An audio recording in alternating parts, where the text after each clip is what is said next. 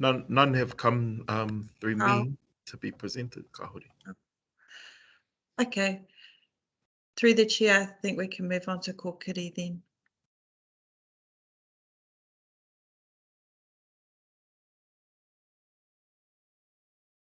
Thanks for that. So we'll move on to 5.1 on the agenda, Kārearea Progressive Partnership Action List for September 2021. So it's page 5 of the agenda. And once again, I'll go back to Rā-Marie to lead us through this, please. Any comment? The kōkiri discussion paper has a number of issues which Deloraine was actually going to speak to. Is anyone else able to speak to the kōkiri topics that were raised by Te Huinga?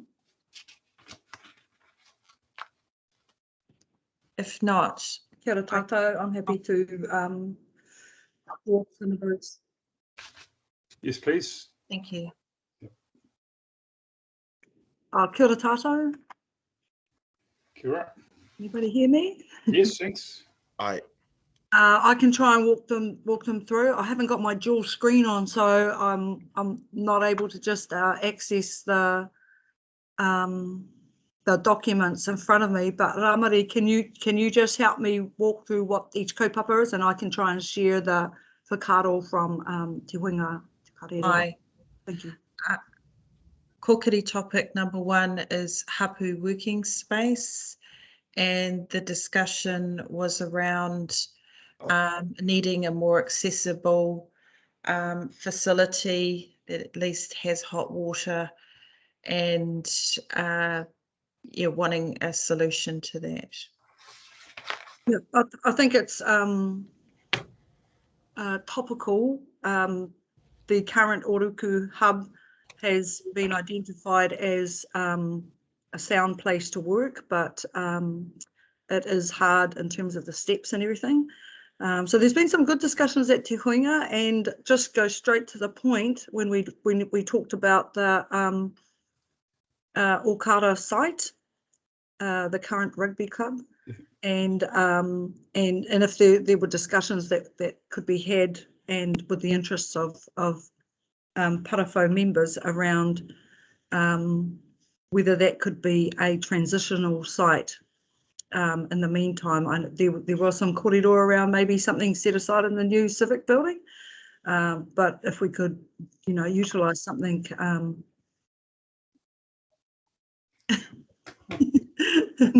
in the transition, that would be great. So basically, where we have been, it has been okay. It's a good start. We can't get. I think we've only just got Wi-Fi, but we don't have kind of the resources when the staff management come and present at Te Huinga. So the other solution is perhaps the old Okara building site, and obviously a lot of more engagement has to happen, but planting the seed there. Kia ora. Anybody else is welcome to comment. Through the Kia ora. chair. Oh. You and Deloraine? Yes, I am. Oh, I can't speak, guys. Okay, go You ahead, there? Doreen. Thank you. Thank you. So this item has been raised from, as Deb has probably already said, from a whole long dialogue with Te Huinga around our current site, the Ōruku Hapu Hub on Lower Dent Street, and that it isn't fit for purpose for us as hapu. It's difficult for our kuia kaumātua to be able to get up the stairs. Small room. We have had times when we want a couple of meetings to be going at the same time, and we aren't able to do that with the rooms that are there. And so, as Deb has just suggested, we are suggesting perhaps an interim shift to something like the Old Boys Rugby Club for us to be able to work better up there, to be able to set up areas for each of the hapu to work independently, and also to be able to work collaboratively collaboratively in one space. So what we're asking for is a space that is more fit for purpose with the increasing demands on hapu and all of the engagements that we are excited about having with council, but we do need to be able to have the space and the resources to engage properly in that process. Kia ora. Thank you. Thanks for that. So we want to have some action coming out of this. So I feel that if the feeling's strong, I'll open the floor up for comment from councillors as well, and just see what their thoughts are on this, because we are a partnership, and we did say we'd try to establish a base so hapu members had a really good active place to work from. Okay, any speakers, please? I don't know if you can see, Phil, but Alan had his hand up. Alan Adcock had his hand up for a long time. It's technology. He might have missed to talk about putting it up in front of his face, I think. So, Alan, have you got some comment there, or you just put your hand up? I thank you through the chair. Yeah. I've got some echo. I just wanted to confirm that we have specific space set aside in the new Civic Centre, which will be liaising with the Ropu Kamatua group with, and that's due for completion towards the end of next year. So I'm not sure whether it's about an interim solution, but certainly we've catered going forward for a facility. Yeah. Whangarei, could you comment on that? Through the chair, when this topic came through to us, there has been some action behind the scenes to look at a alternative site, and we should be able to update you in the next, probably by the next meeting at the latest. Well, that's really good. No, we want to keep moving forward on these issues so they don't get lost. So, well, that's good progress. So if everyone works together and direct everything through Whangarei so she can lead this process, so thank you. Good. Now, someone got their hand up? Oh, Gavin, Councillor Benny. Yeah, so thanks for that, Whangarei. So I just wanted to check. So what you're talking about, is that specifically talking about Old Boys, or is that about something else? No, that's I've had feedback on the Old Boys. There's assessments to be done on that site, but we're actually looking at another site as a solution to bridge between now and the hapu space in the new building. Okay, thank you. I just want to make it clear. Thank you. Could I just ask one question back to Alan Adcock, if Alan's still there? Is that site is going to be available after hours and things like that? The access into the Civic Centre? Yes, it is. There's a separate entrance available after hours. It's all security controlled. Yeah. But yeah, definitely. That's part of the design. Oh, good. Thank you. Good. Phil, I've got my little hand up, but you can't see me. From a councillor's point of view, if you wanted feedback, rather than see the building empty, I'm happy for it to be. Yep. Okay, any other speakers on this? So Kevin can't see any hands up. Used. Carol, did you have your hand up? Is this it's going to be otherwise? I didn't, but I'm in favour of progressing the Old Boys site, even in the interim. Thank you. And while acknowledging what Alan has just said, that once the civic building's there will be a really nice flash place that will actually be accessible all the time, and it'll be on the ground floor, everything, and in Central City. Okay, thank you. And I'll go across to Deloraine and then Mirror, and then Greg.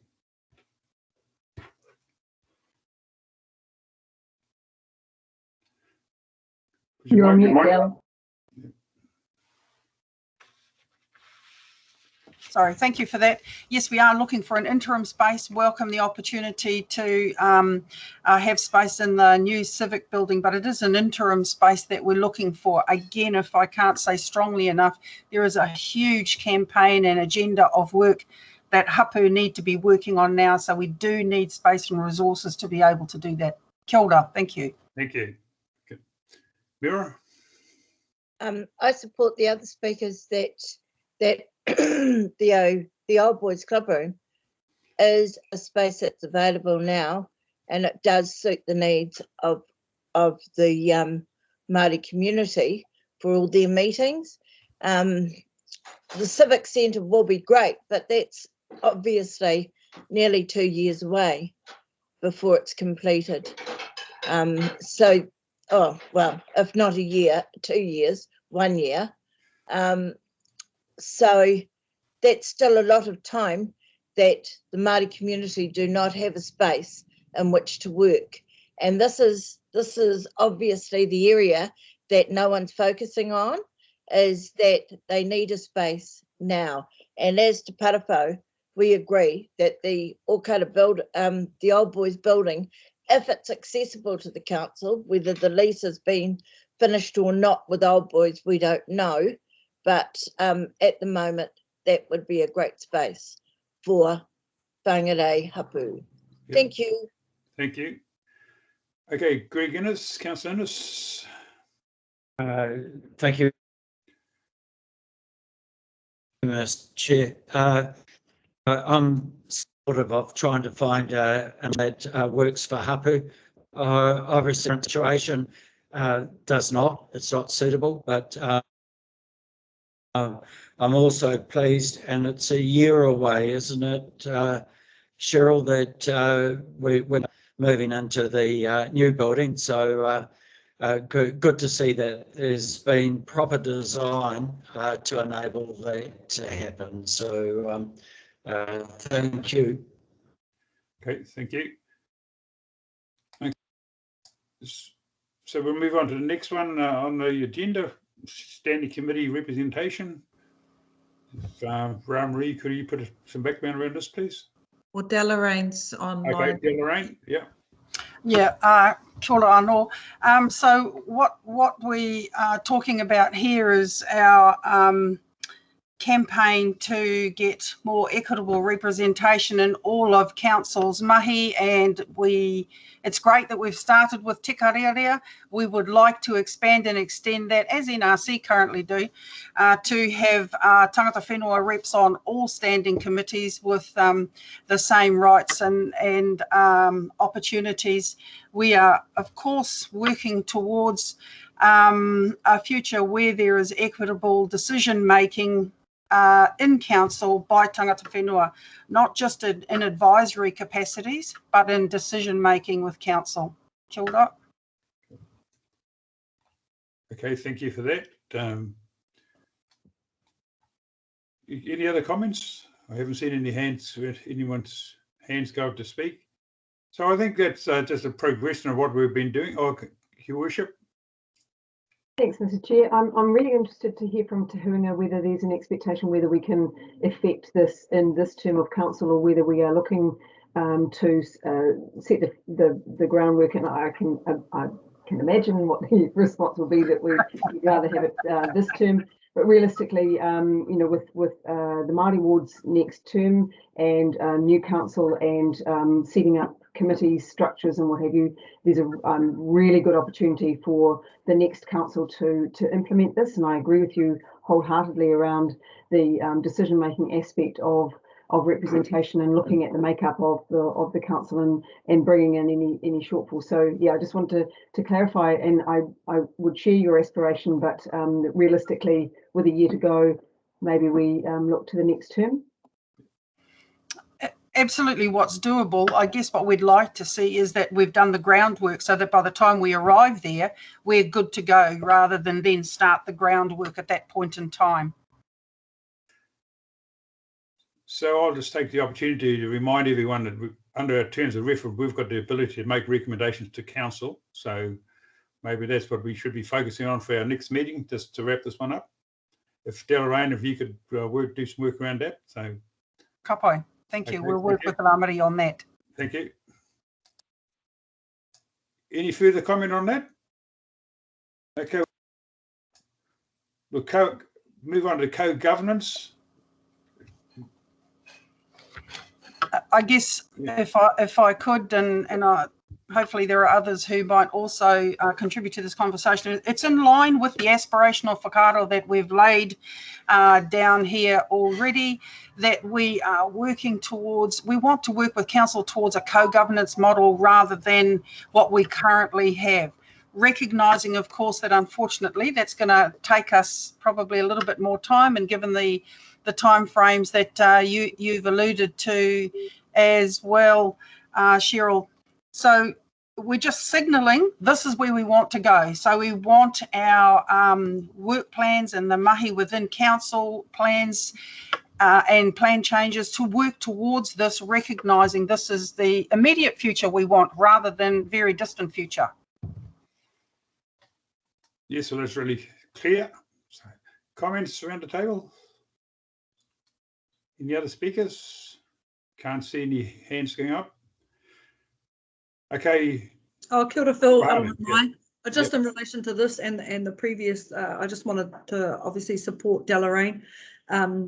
Otherwise, it's you know, the kaupapa feels alone. So I think it's important that you're able to come and nurture it by supporting it. So thanks very much for covering those on our behalf, Del.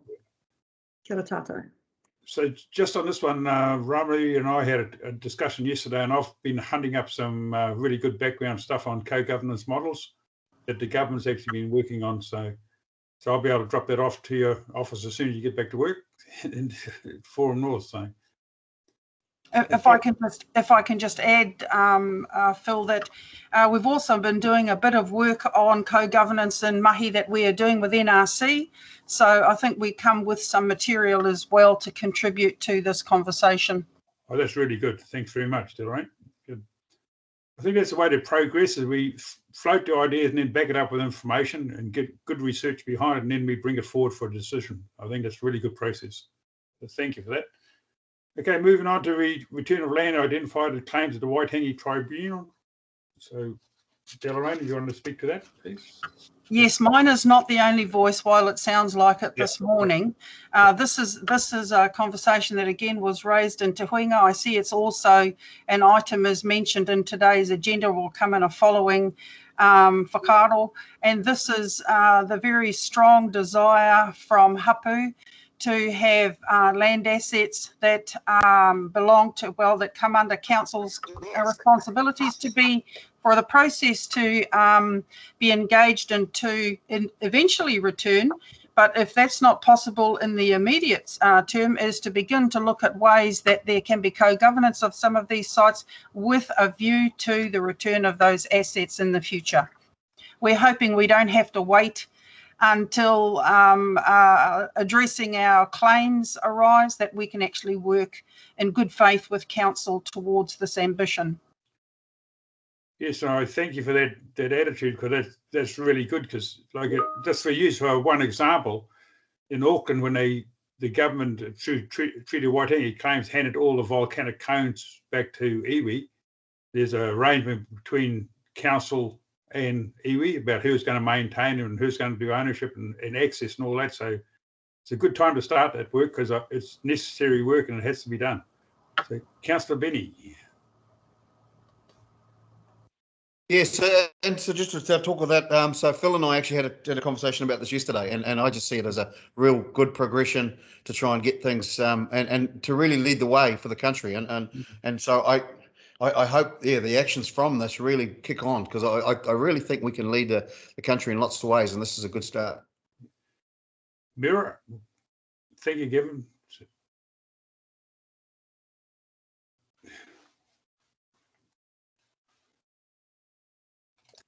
During the treaty claim process, Karawhau identified many sites of significance that were supposed to be administered by the Borough Council Act.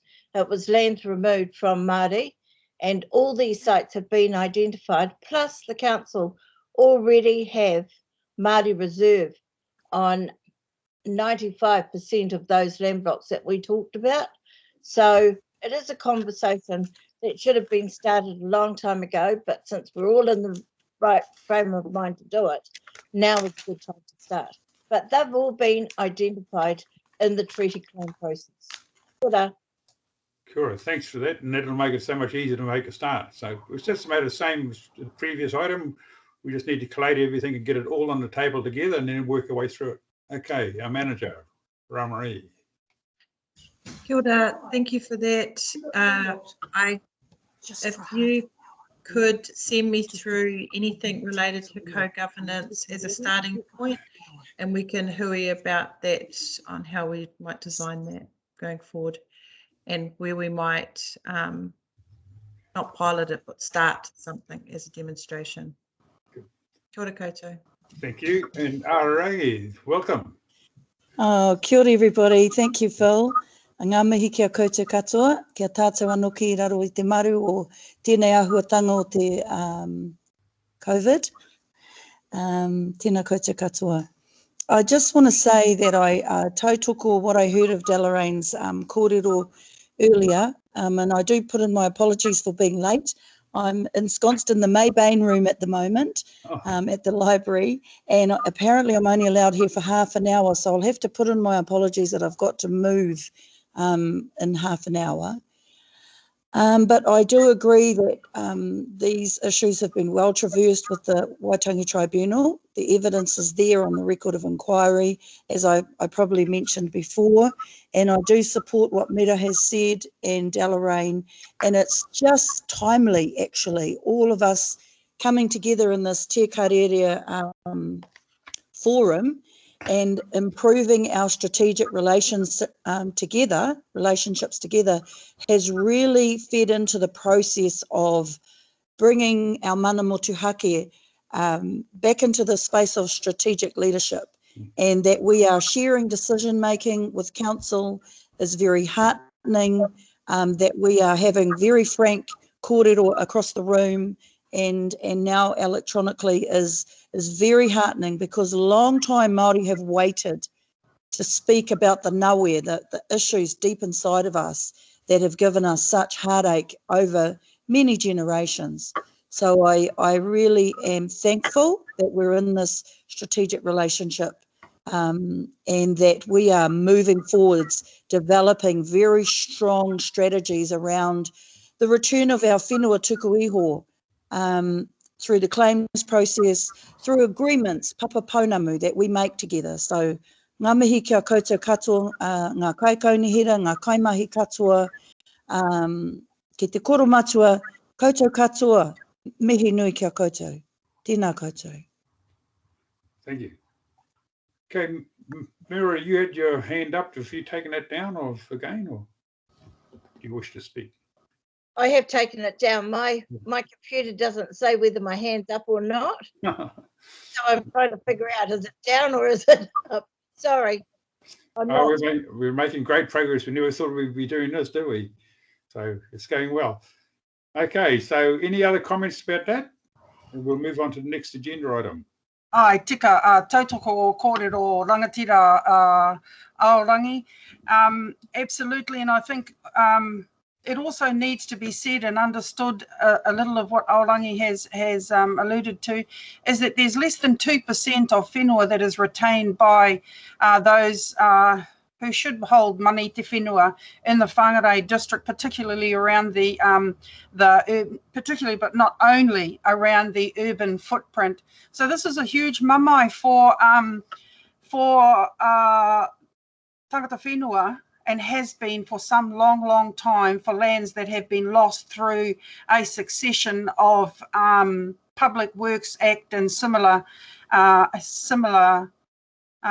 that have taken land from tangata whenua. So this is an awesome change of direction in this kaupapa, and a welcome one for all of us here in the Whangarei District. Kia ora. Well, thanks for those comments. I think just good progress being made. So next month we'll get a bit more information behind us, and we'll keep it moving. So good one. Okay, any further comments? So I'll move on to 6.1 on the agenda. We just There's no need to take a motion on that last one. So 6.1 action log update for September 2021, and pass over to you, Marie, to go through it, please.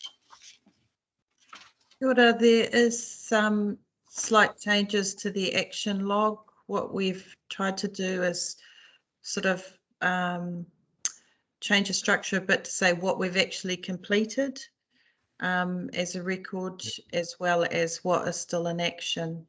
So let me know if there's any comment from what we've provided for this month.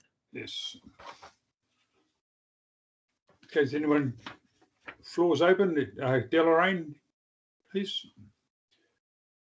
Thank you. I had raised a matter regarding roading in Pipiwai at Henare Road, which is a key road for us that has our wāhi tapu and will eventually have our native nursery on further up that road. I know a little bit of work has been done on that, but honestly it's negligible. It still has not made it a safer road.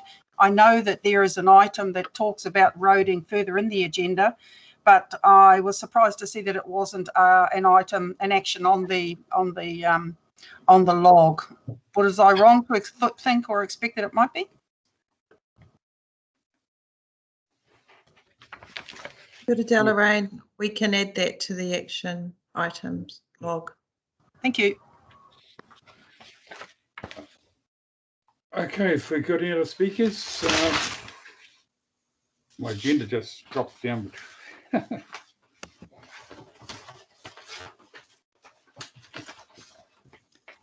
Kia ora, everybody.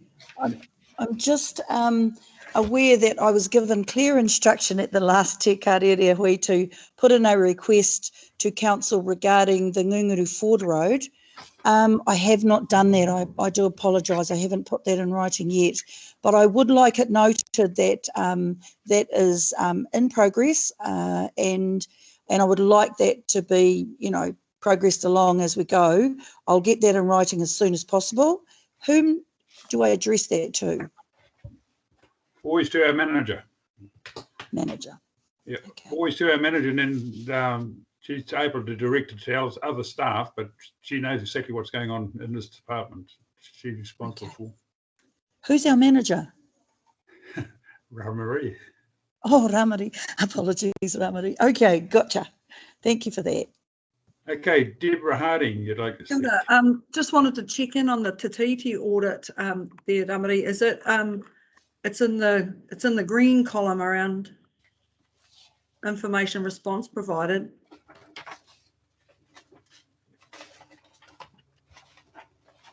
Can I come back to you with an update? Yeah, that would be cool. I'm not quite sure whether we've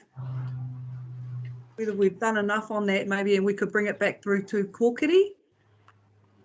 Hi. Thank you. Councillor Anna Murphy, please. Anna, please. Kia ora, tēnā koutou katoa, ngā mihi kia koutou. Sorry I was late this morning. I had some, I couldn't log in. Hey, thank you for the really good updates on the action log. There's some really good stuff there. Just a question about with the SNA, sorry. I see that there were 2 hui that were to be held to discuss SNAs in Mōkau and Whangarei in August. So just wondering, are they going to be rescheduled? And also, I assume, I mean, I would be really interested in attending to listen to the kōrero there.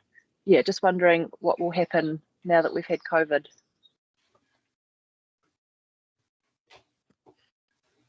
Kia ora koutou. I can jump in on this one, Ramari. Robert Burgoyne, manager of the district plan team. So we can touch on this a little bit at item 6.3 of the agenda, but the SNA work has essentially been put on hold while we wait for further national guidance on the national policy statement on Indigenous biodiversity. So the Ministry for the Environment has signaled that that's due late this year. And at this stage, we aren't progressing anything in that space until we have that national guidance. So yeah, essentially that's been put on hold for now. Yeah. Thank you, Robert. That's cool. The other thing I just was noticing, it's good to see an update there. So with the bylaw that we've discussed in the past about prohibiting vehicles on Pīmanu, and just I find it quite frustrating how long that process is taking. The Tutukaka Coast Area speed limit review was meant to happen, oh gosh, I don't know when stuff. It was meant to be 3 or 4 years ago. And now I see the date which we have in there is now late 2022. So very frustrating for the community there, because that's so the Nungaru zebra crossing as well, and all of the traffic slowing through Nungaru, that all kind of hinges on that speed limit review. So yeah, thank you for that update on that too. That's all from me. Over and out.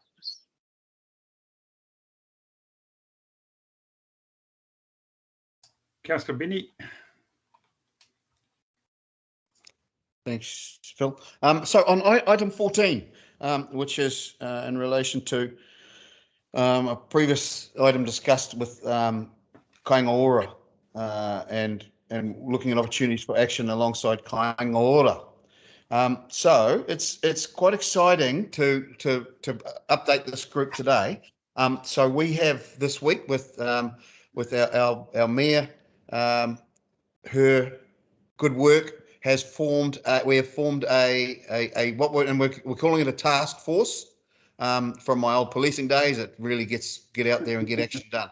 So it happens to be that members of the task force on this TK group, so which is our chair Phil Hulse, Carol Peters, and Ken Cooper, and myself, and I'll be chairing it. And we're looking at specifically housing, our dealing with Kāingaora, working with staff from WDC, working with outside agencies, specifically Kāingaora. But I would like, so I want this group to be really nimble, really not aggressive, but aggressive. I'm getting into the task force thing a little bit here, but I'd like it to be really forward thinking and working hard and making some real progress. And I think there's a real will from Kāingaora. I've spoken with Jeff yesterday from there to really get some projects underway. So looking at some real short-term stuff and then looking at some long-term stuff and working with our staff to maybe see what fits and what doesn't. So I would like a representative from this committee to work with us. So maybe that can go to discussion at some stage and to have some input. Now, we don't want to have lots of formal meetings. We want to have lots of conversations to arrange a lot of informal meetings and discussions, but really nimble stuff. So not a lot of formal sit-down meetings. So if there's anybody that's interested, or if this group wants to nominate and put somebody into that, it would be really appreciated. And I really think I do. Yeah, it's a real big step, I think.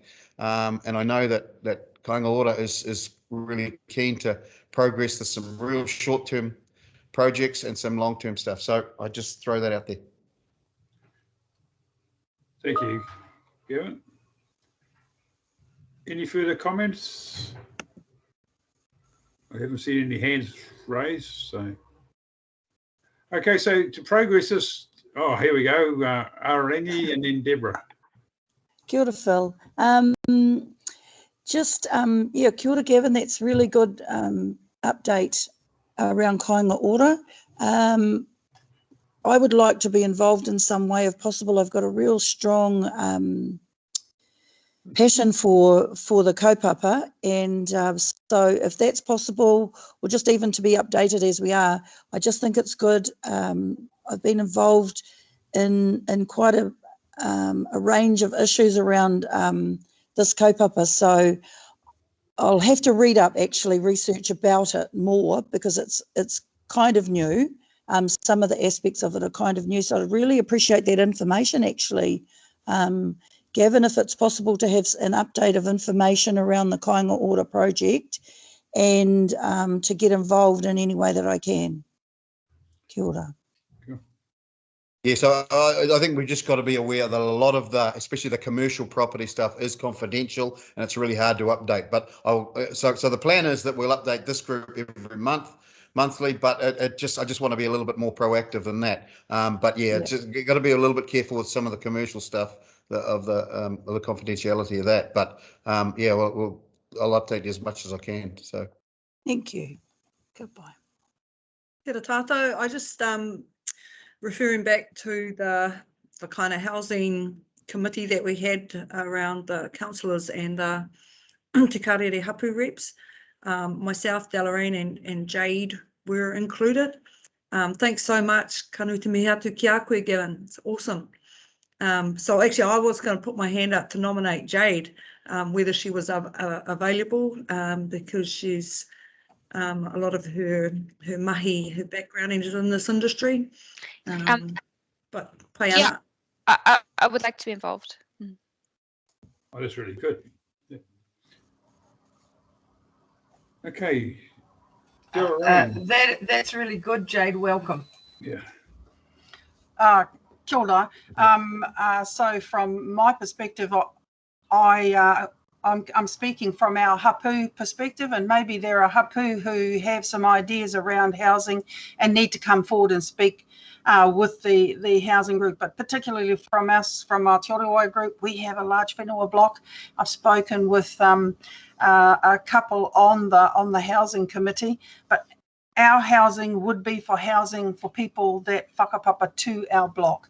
But we certainly, there are opportunities for wider than Te Oroai, as we spoke about, Carol, for houses that will either be demolished but could be relocated up here if people have whenua. Māori Pākehā. Oh, that's nice music. Yeah, so I do come from a hapu perspective in some of this mahi that we would like to progress, but that there are opportunities for us to work collectively, I think, Carol, to look at how we can relocate houses up here at the lowest cost for whānau, for families who don't have houses, but they do have land. Kia ora. Councillor Peters and then Jade. Thank you, Delarine. So the housing plan for the council is really where we need to engage what you're talking about, Delarine.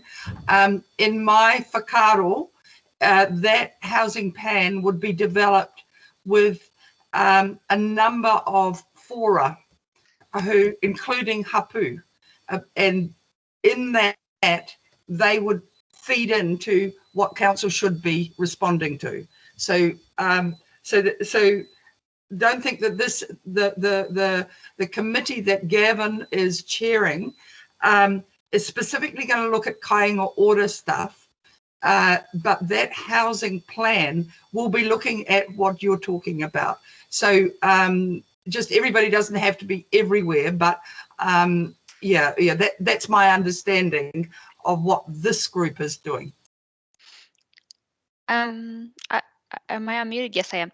I just wanted to add that there are opportunities through kāinga order though, and I think it's really valuable for hapu to have direct relationships with kāinga order, either with kāinga order directly or via the Maihi partnership, because there are opportunities. Some of the discussions I've had, a lot of the modelling has found that the relocatable option is often similar cost to new build, or you know, not a great saver, but I would encourage you to have that discussion directly with them, because there are opportunities for either relocatables or new builds with the support of kāinga order. Thank you, Jade, and I think I would be guided also by what comes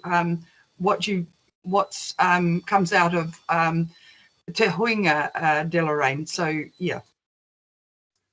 Okay, we've got Jared Pittman coming in. Well, kia ora everyone. Thank you, Councillor Benny. I think this is a really good opportunity, and having Jeff Devine in the region kind of driving this stuff is really good. we all know Jeff's pretty easy to work with, and he's got some really forward-thinking ideas there.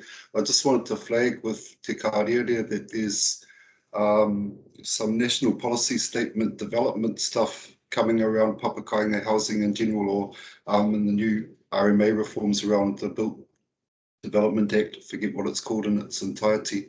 The reason why I'm flagging that is, while I think it's really good that we're talking about how we could leverage housing within the district, we are focusing in on Māori land now. Whangarei District Council has some very good objectives, I think, in terms of papakainga policy within the district plan at the moment, but we haven't seen a great uptake of those. And we have learned through a couple of examples or a couple of cracks at it that it's not as easy as it looks on paper. So I'm flagging that now because it would be a shame, I think, to get all of the momentum around the relationships with the agencies, the funding pipelines, the supply pipelines in place, and not have those policy settings that actually allow it to happen easily. And I'm wondering whether Whangarei District Council and Te Kārearea could drive out something that could meet the national policy statement as it's coming through, to really relax some of the policy around that to allow this to flow properly. It is something that's being looked at nationally, and Hastings District Council and Whangarei District Council have been put up as leaders in the policy space, but I do feel that what we've learned through a couple of attempts at using that policy is that there's some hooks and barbs there that we need to look at closely if we're going to make this work. So happy with the likes of Jade and others being involved, and happy to keep on feeding in that information that we're working on at a national level. Thank you, Jared. Councillor Peters. Jared, when you're talking about blocks, are you talking about consent and building permit problems? Yeah, I think there's some issue with density as well, allowance of density, and what that looks like and how that actually comes down to building design. I think there's some things around infrastructure that we need to figure out with the likes of Kāinga and HUD as well. And I just think it's almost over regulated, and I know that sounds a little bit funny, but because of the nature of that, it's not giving people a good start off the blocks or any sort of hope that it can be pulled off. And when we're talking about papakainga development in particular, or development on Māori land, we're not talking about your normal urban stuff that Kāinga is used to as well, or has become accustomed to, along with HUD. So I think it needs a proper review, and I think now's the opportunity to kind of put something up front for Whangarei to lead out on. My understanding is that Dominic is working on and something we can discuss with him. Okay, go back to Councillor Benny.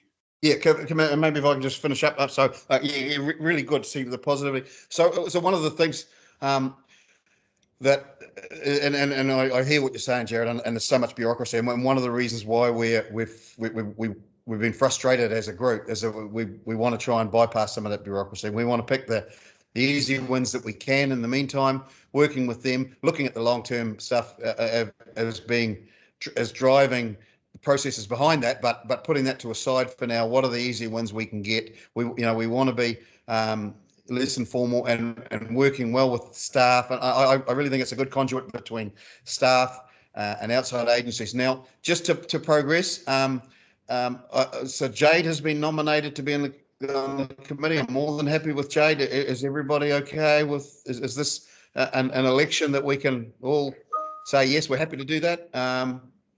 And then and so we can move on. Is that the case? Yep. Well, we're looking at it. Yes. Beautiful. Okay. Thank you. Okay, so we'll move on. After that, is there any more matters related to that, or we any more comments, Jade, you got a comment? Oh, yep. Am I okay? Sorry, I keep getting confused about whether I'm muted or not. Okay. You would think you'd get the hang of these million Zooms and Teams and things, but I'm still getting the hang of it. So I just wanted to pick up on what Jared said. Really support that central government direction in terms of a national policy statement. I do think there's real value in Whangarei District Council having a leadership role in this space, which we've already been doing. And I think there would be value in WDC working closely with Puni Kārearea to then evaluate or, look at the projects that have attempted to go through these provisions or are partially through these provisions, and to understand where some of the roadblocks are or areas of improvement. Because two of those are projects that I've been involved in, I've got a lot of insights, which I won't go into now, but would really support that process. Actually, I might just say in very short summary that because the RMA is very much effects-based and it's a rules-based plan, even though the intention is for our provisions to be very enabling and outcome focused, it's not kind of how our RMA is structured. And so I do wonder if the change in RMA regime might assist with some of these issues. On the surface of it, our provisions really looked like they would be very enabling, but actually it's almost impossible to avoid getting resource consent is what we've discovered, and there's also some challenges around infrastructure. So I mean, Whangarei District Council have been fantastic in terms of offering staff time and having really great coordinated pre-app meetings, and like there's been heaps of positives, but I think it has raised a lot of opportunities to improve our provisions in line with the original intent. So would support a more in-depth process. Thank you, Jade. Now we've got Robert Burgoyne, please. Yeah, kia ora. Yeah, some really good points there, and Jade, I agree that there may be some changes possible with the RMA changes that may make things more outcome focused and I guess essentially more permissive. But timeframes for that are a little bit uncertain, and that may be quite a ways off. And I think there has been a lot of good conversation here, and it's probably worth having an online conversation about some of the specific issues that have happened with certain developments, and there may be a more interim fix rather than necessarily waiting for RMA changes that we could look at. Kia ora. Okay, thank you. Okay, so with all the work and the detail in here, if any members got any comments, could you just flick your comments through to our manager straight away so she can work in between meetings on it and have answers? So it's getting to be quite a lengthy item, and we can't afford to spend too much time going item by item, sure. And but some really, really good discussion come out of this one. So we'll move on, eh? So we'll go to 6.2 to the strategic work program for September 2021. And Marie, could you just introduce us, please? And then we've got Tony Collins, who's the reporting officer. Kia ora. This is the strategic program update. Tony Collins has been the acting strategy manager, and he's been doing a brilliant job, so I'll hand it over to Tony. Thank you. Aramara everyone. I think Danielle's going to share this the slides we've prepared for this. Basically, as you see, it's quite a big body of work, but there's probably 4 main points I'd like to talk to. This morning I'll talk to the first 3 of those, then I'll get Bernadette Aparana to talk to the last point. When I've given a brief update, more than happy to take questions from myself or from staff to flesh them out a bit more detail. I think the good one to start on is probably the housing strategy. So as raised by Councillor Benny, there's been a lot of work in the housing strategy area. We've got some guidance from Council through a recent workshop about what that may look like. It's intended to be a community-led initiative in the sense that we want to seek what the aspirations are from our various communities, and then also what good looks like and what the outcomes I'd be expecting about it. So it's been really useful to hear the comments today, and obviously Hapu and Iwi will be well consulted throughout this, but Jared, it'd be great to catch up with you offline later on and discuss what some of those roadblocks are and what we can do, as Robert said, in the interim to address those. So as we go forward, we'll be engaging with the various communities, both public, private sector, community housing groups, and also obviously Hapu and Iwi. The waterfront precinct plan is at a stage where it's almost ready for adoption. We've got one round of consultation going out still, and I know Inju Rial, who's been working on this, has been working closely with Hapu to get their aspirations for these areas as well. And I think this comes back to one of those points raised earlier in the meeting. This does have a big impact on what some of the stuff around Te Reti Waitangi, and what some of the possible outcomes in the future are going to be around co-governance. But a waterfront precinct plan is a really important document in that area. The placemaking program has been a really interesting initiative. It's been led by Alicia Lowry. She's done some really great work with two communities to date, Tikipunga and with Hikarangi, and that's progressing really well. As those placemaking programs finish up, we'll move on to the next series of those, and we're sort of been, it's an iterative thing. As we go through the process, we're learning and we're changing, and obviously we're getting more and more involvement about what's important for each of these communities, because what we have realised is they're all very different. So I'm just going to get Bernadette now to talk to the climate adaptation Te Tautoko community adaptation planning program, because it's she's the champion of this, and she's incredibly enthusiastic about it. Kia ora koutou, it's Bernadette here. You all know me. Just as a bit of background, this relates to a joint group of staff from the 4 northern councils and Hapu and Iwi representatives when they are available, called Climate Adaptation Te Tautokero. It's not about wild cats. The group has terms of reference set up to enable a consistent and collaborative approach to climate change adaptation across Tautokero. We all report to our respective councils, but we have governance direction provided by a joint climate adaptation standing committee that sits under Northern Regional Council, and it's comprised of 50% elected members and 50% tangata whenua representation. Deloraine is the Hapu representative on behalf of Whangarei and is also the co-chair.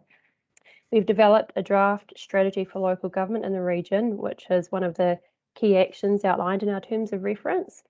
At the 30th of August meeting of the Joint Committee, we got endorsement to workshop the draft strategy with our tangata whenua forums and our respective councils. So we're aiming for a workshop with elected members in September and to get on the October agendas for Te Kārearea and Te Huinga as well.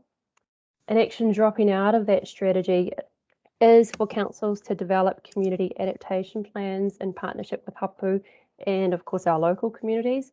We need to work with Te Huinga, Te Kārearea and our elected members to determine how we identify the first communities that we begin that community adaptation planning process with. To inform that sort of decision making, we're building some community profiles for our Whangarei district, and the things that we were thinking would be really useful include the natural hazard maps that NRC has recently made public around the level of erosion and inundation expected in coastal areas. The nature of the infrastructure and assets that we've got in communities, including the lifelines infrastructure for civil defence emergencies. Māori land, marae, non-urupa, the number of houses and buildings that we've got in particular areas. Also, the budget we've got available. In the LTP, we've budgeted for a small-scale pilot to test the process, but actually our most severely affected area, according to our risk assessment, is the CBD, but we don't have the budget or the familiarity with the process to kick off with a project area like this CBD. It's too big and we've never tested this before. We will also want to look at potential opportunities to align with other infrastructure renewals, any district plan change schedules, spatial planning projects like placemaking, community-led development projects too, and a really important part of the community profile is knowing whether or not we've got a relationship there. Do we have a positive relationship with that community? Is there any healing or building of that relationship to be done first before we go in there? And how ready are they engaged? Is that community to engage on a project like this? Because it would be really big. Are they fatigued already with any mahi we've already done in those spaces? Yeah, so we'll be coming to you all soon to go through that. Yeah, we've got a new climate change adaptation coordinator role that's been established, and we're recruiting on that. So that was a bit of a long update, sorry. No, that's fine, thank you. So back to Tony.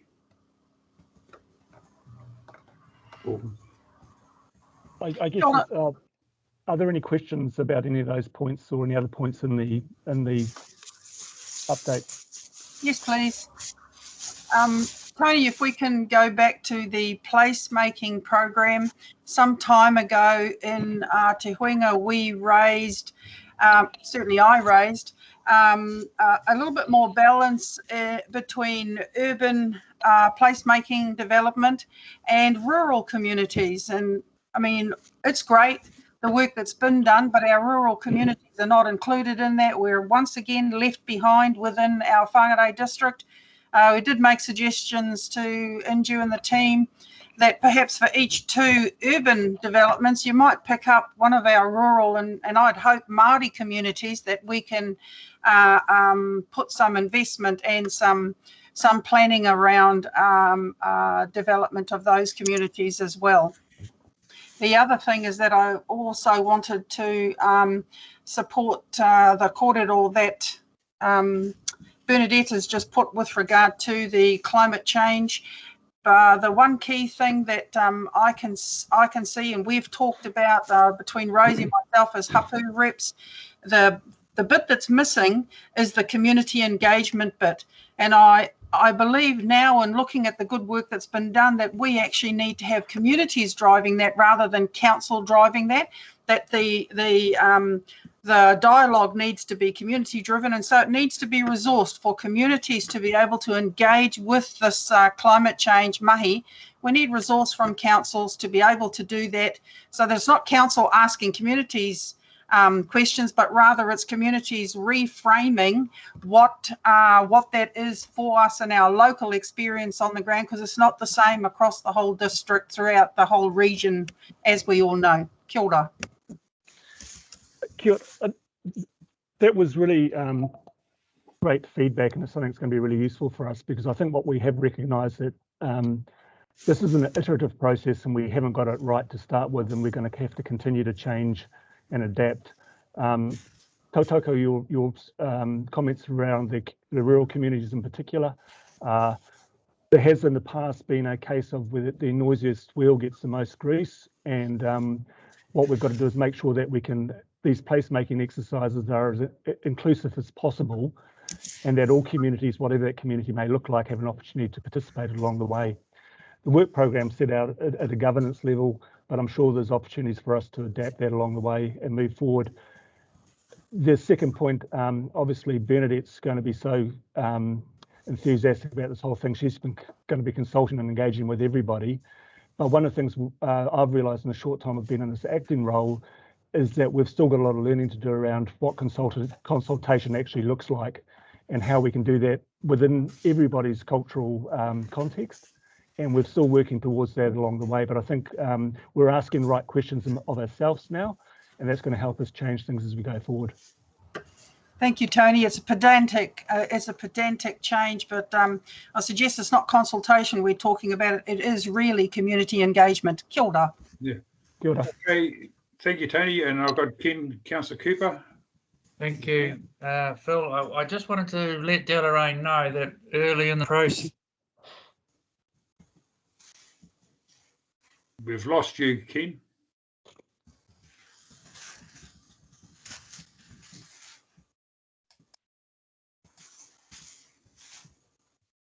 We've lost you, Ken. So can you hear us? Yes, there was great perfect situation. What a pain. Hello, anyone hear me or see me? Yes, we can hear you now. So proceed, please. Yeah. Carry on.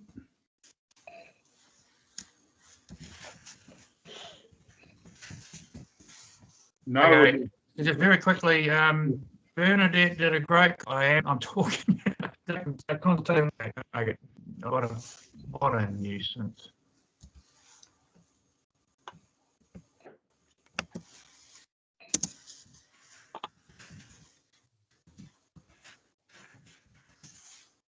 Okay, so we'll have to continue. We've lost you again, Ken, so we'll just move on. So we'll go back to Tony for any more comments you'd like to make. No, I think that's the main comments around what we've been doing in that work program. I just would like to acknowledge that this is a relatively small team of these strategy guys, and they're all incredibly passionate about what they're doing. So any feedback around how we can communicate better and do a better job is going to be really well received, because they are genuinely passionate about achieving the outcomes they've been set down to do. And your support and your feedback is going to make it easier for us to do that. So thank you. Thanks very much, Tony. So any other comments from the members? And we can go back to our full screen, please, if we're finished with it. Councillor Innes, before we go back.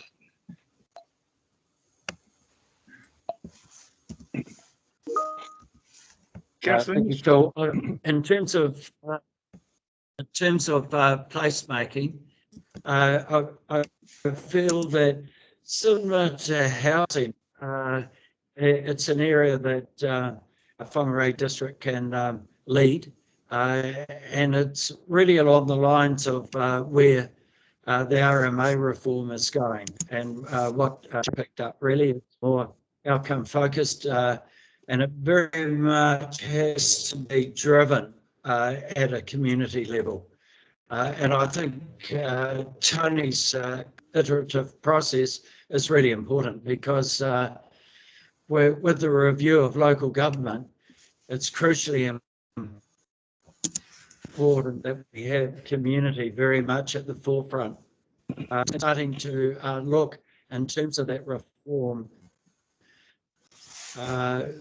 the whole question of democracy has been looked at more at a regional level rather than a local level. So the work that we do on placemaking, I think, provides a really good model for us to lead forward and try and influence as much as possible local government reform. Thank you. Thank you. And just in our chat column, I see just Councillor Cooper just mentioned it. I'd like to thank Bernadette. Bernadette had a great consultation with the farming community in the Waipu Ruakaka, and it was well received. And it was, because I attended that meeting as well, and it went down really well. So it's a good start, good type of consultation too. So any further comment before we move on to the next agenda item? Councillor Jade. Well, we've got Jade Cocky first. Kia ora. I was just wanting to add, I noted in the update that the housing strategy approach hasn't been set yet. I did have a very quick offline chat with Inju, but I was very keen to see that be a collaborative process between the hapu as well as council. I'm involved with a sort of a similar plan in Taumarunui, and I think there's great benefit in approaching this together. So if council's supportive, I'd really be keen to help frame up that approach with the view to it being a collaborative project. Thank you, Jade, and I think our staff will be back in touch with you. So it'd be good. Thank you. Any other comments? Okay, so we'll move on to 6.3 on our agenda. Sorry. Aroha mai, Phil. I'm also trying to get the dashboard working properly for me. Can I just also raise in this point on the agenda around the trade waste? It has been raised at Te Huinga with regard to the wastewater systems around human parts at the DHB, and with all of our funeral directors and what have you. I checked this morning with one of the local funeral directors. There is no provision beyond all of their waste going into the normal sewerage system. You may have seen recently in the news that there has been some work down the line to recognise the importance and tapu of this for Māori, and that there needs to be provision for separate handling of that waste from both the DHB surgical areas and the mortuary there, as well as with our embalming and and funeral home provisions. So just raising that, Waimari Bruce has raised this a number of times in Te Huinga, and I just want to ensure that council has also heard that now. Yes, thank you for that. Jay, did your hand go up again? Or we got Yeah. Oh, okay. Worship the Mayor. Oh, I'll wait. Kia ora, Deloraine. We are consulting on our trade waste bylaw currently. So if you go onto the District Council website in the Have Your Say area, we are going out for consultation. So that's where that belongs. We did have that discussion at our briefing on that, or our council meeting. So it's definitely being addressed.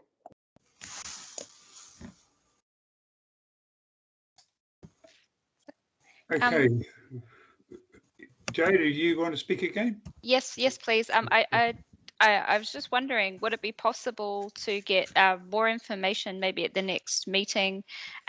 So I understand that there's health regulations as well as the building code that has provisions in relation to what Deloraine was describing. And I personally don't quite understand how the trade waste bylaw kind of intersects with those other pieces of legislation and regulations.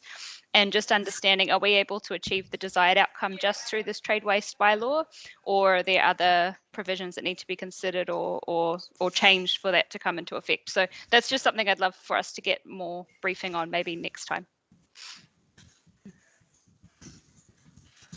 Okay, so it's good. So, okay, I'm going to move on to the next agenda item. So 6.3 was the district plan work.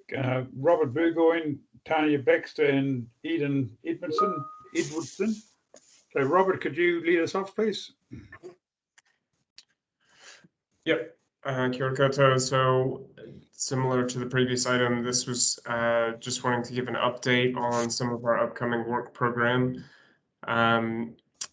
I guess essentially taking the agenda as read, but just to highlight a few things on the slide. So significant natural areas, we touched on those earlier. Essentially that's on hold until further national guidance is out, which is expected at the end of the year, but we're kind of continually in touch with the Ministry for the Environment to check in on any updates for that. And we have created a website on our on District Council's webpage with some information on significant natural areas, and can continue to add any updates as they come in. If you go to our website and search significant natural areas in the search bar, you can find that information. The next item was the next package of upcoming plan changes, which is natural hazards, including flooding, coastal hazards, and instability hazards, hazardous substances, and esplanade priority areas. That package of plan changes will be bundled together, and right now Northland Regional Council is working on finalizing their flood mapping for the region.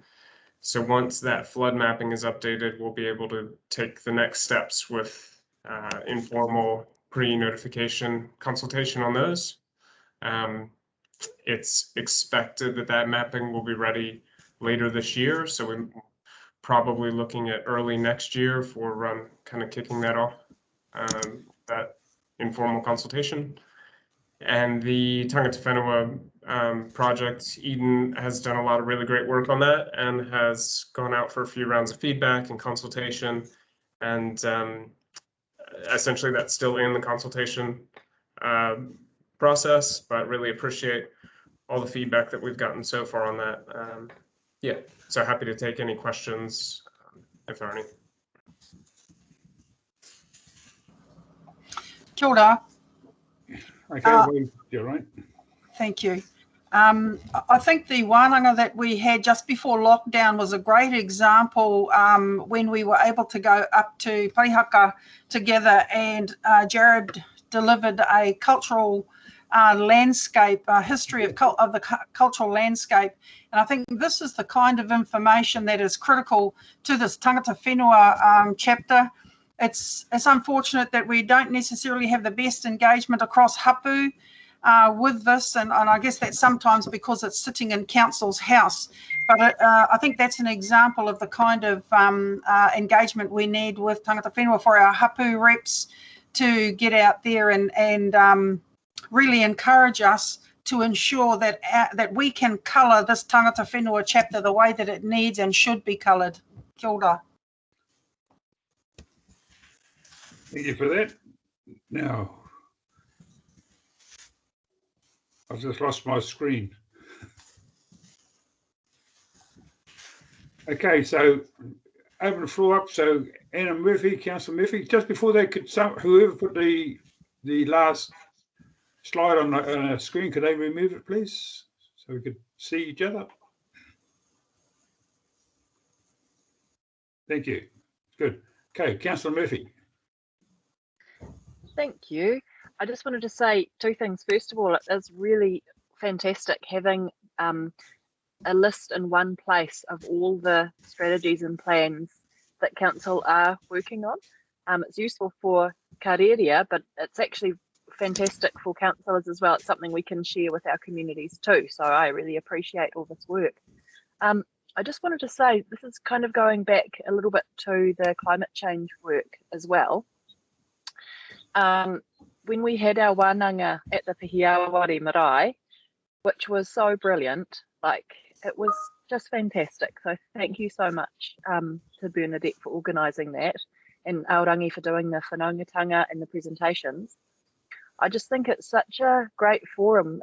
When I think about how we're going to engage with our communities about climate change, it's going to be very challenging, obviously, because everyone has a different opinion and council is coming at it from, you know, that council perspective.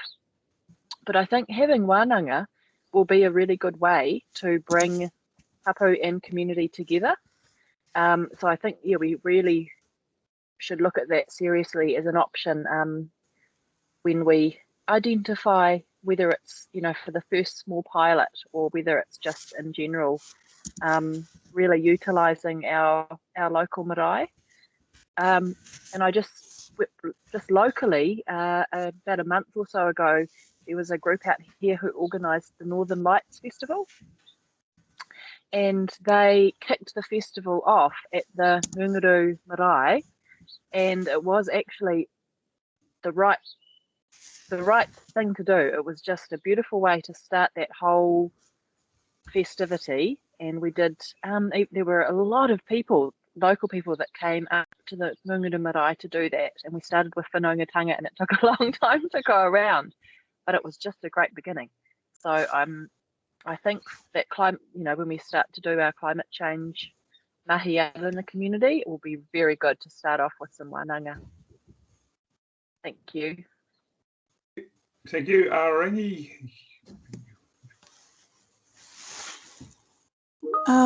Kia ora, everybody. I was just typing a bit of a message, sorry, and I lost the plot for a moment.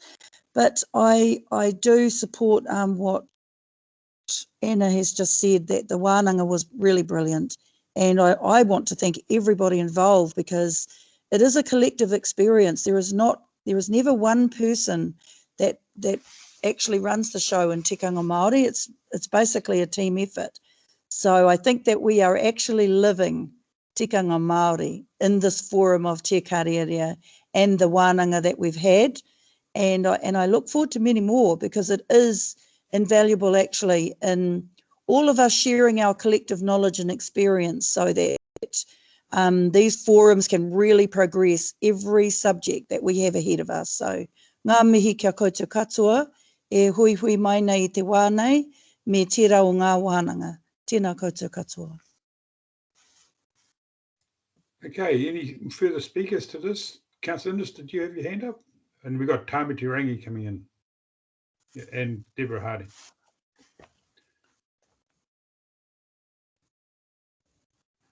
Okay, Tāmi, could you come in, please? Kia ora. Probably make a comment around that last slide, and then of course line back to the strategic work plan is submitted wanted to make a comment around the inclusion and reference to hapu.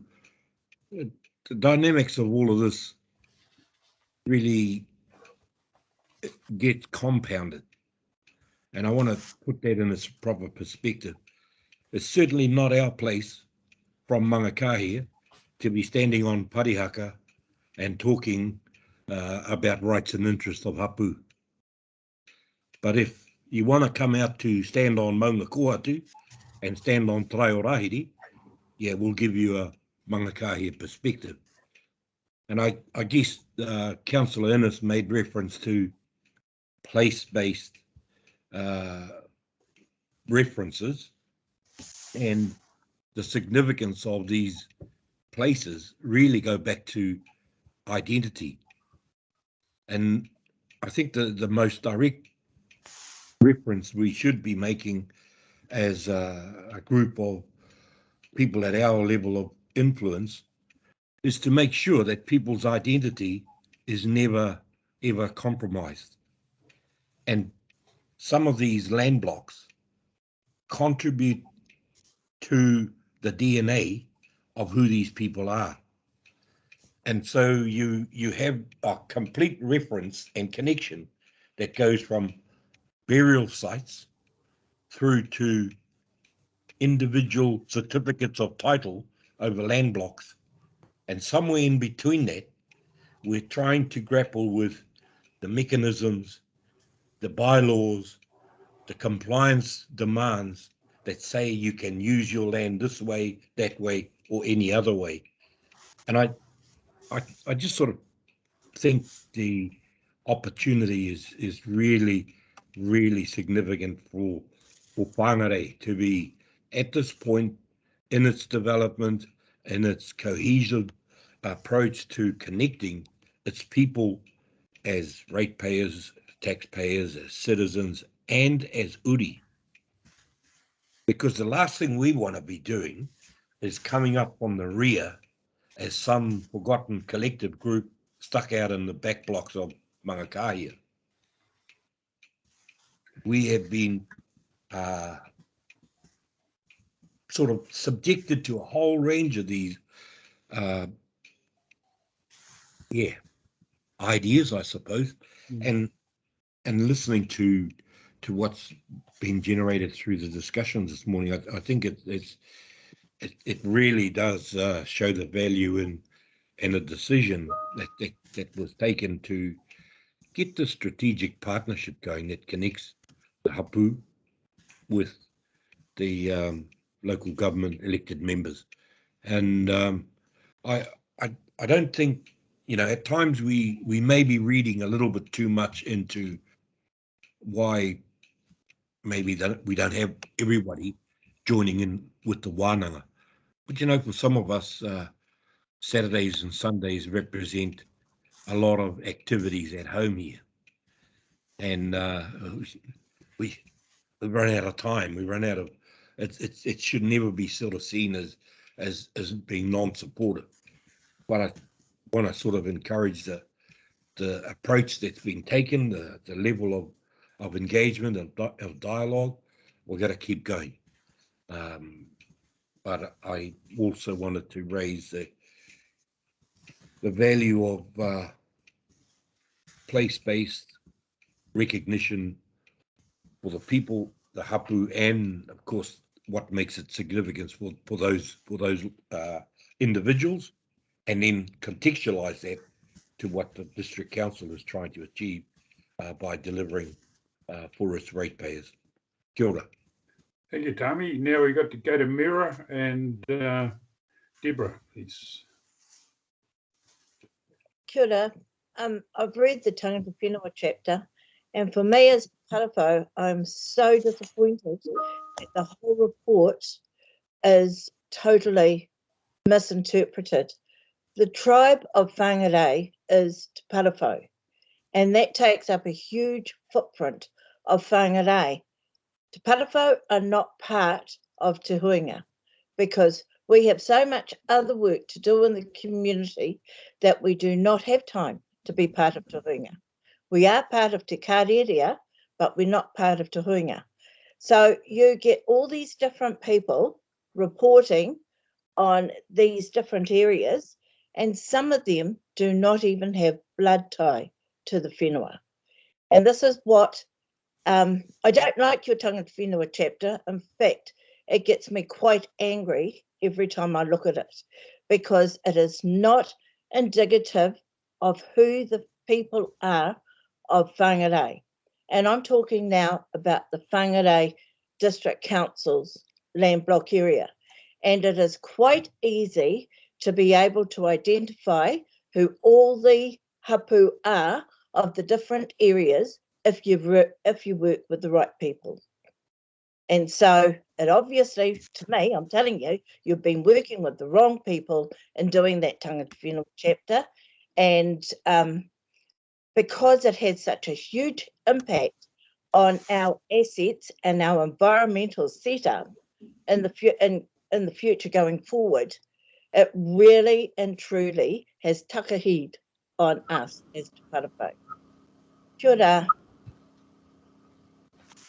Thank you, Mira. So just before we go off, we can't lose track of what you've just said there. We need to try and get some commentary around that, but also some collaboration between you and Robert Burgoyne and the team who's doing this. So is there any way you could possibly hook up with our manager, Whangarei and Robert, and talk through those issues, please?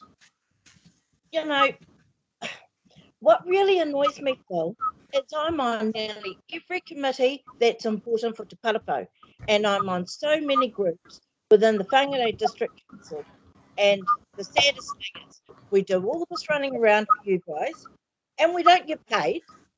And here you are writing up a report, and you haven't even gone back to the basic people of those areas. So, you know, they know where I am. Phil, they know where I am. Why don't they contact me? Okay, thank you. Deborah, and then Delorraine. Thank you. Kia ora tātou. So maybe I should have just gone a little bit before, Mira, but going through the tangata whenua chapter and looking at the timeline, I guess I was a little bit anxious the fact that and absolutely applaud the teams that have been coming to Te Huinga and have been presenting, but I have been anxious about the fact that you can't rely on all of your consultation being just at Te Huinga. I know Nikki Wakefield's been doing some work under Jade's company, which has been fantastic, trying to link up with other hapu members on their inclusion of comments and whakaaro that they need for the tangata whenua chapter. So that's been great. But the buck does not stop at just Te Huinga. And I think we've said this often on a lot of plans and a lot of strategies. It's just the start, and that there is a whole other, you know, kind of kaleidoscope of groups and communities out there, and we can help direct and get that consultation out. But I was just a little bit anxious that all I saw was that for the tangata whenua chapter, that they've been to Te Huinga, they've been to Te Huinga, they've been to Te Kārearea, they've been to Te Huinga, and we are the ones that can help champion for it to go further. Yeah. Engari, Mira has already stated what's missing on their behalf. And I think, you know, we can have another corridor around Te Huinga and Te Kārearea representation at another time. Kia ora. Thank you. And now we go to Delorraine. Kia ora. Thank you. Mira, I think this must highlight that there's got to be more than just you that can speak for Te Whārapau, and that Te Huinga's been here a long time. I have great sympathy for council that it has come to Te Huinga looking for advice and direction from hapu, and if that is missing at Te Huinga, then Whārapau needs to get yourself so that you do have people at the table receiving this information. So, because it's not council's job to do it, and I've said in the chat line, and it's been said by others, that tangata whenua need to write the tangata whenua chapter, and we need to be resourced to be able to do that. But I have aloha for you doing all of the mahi that you do on your own.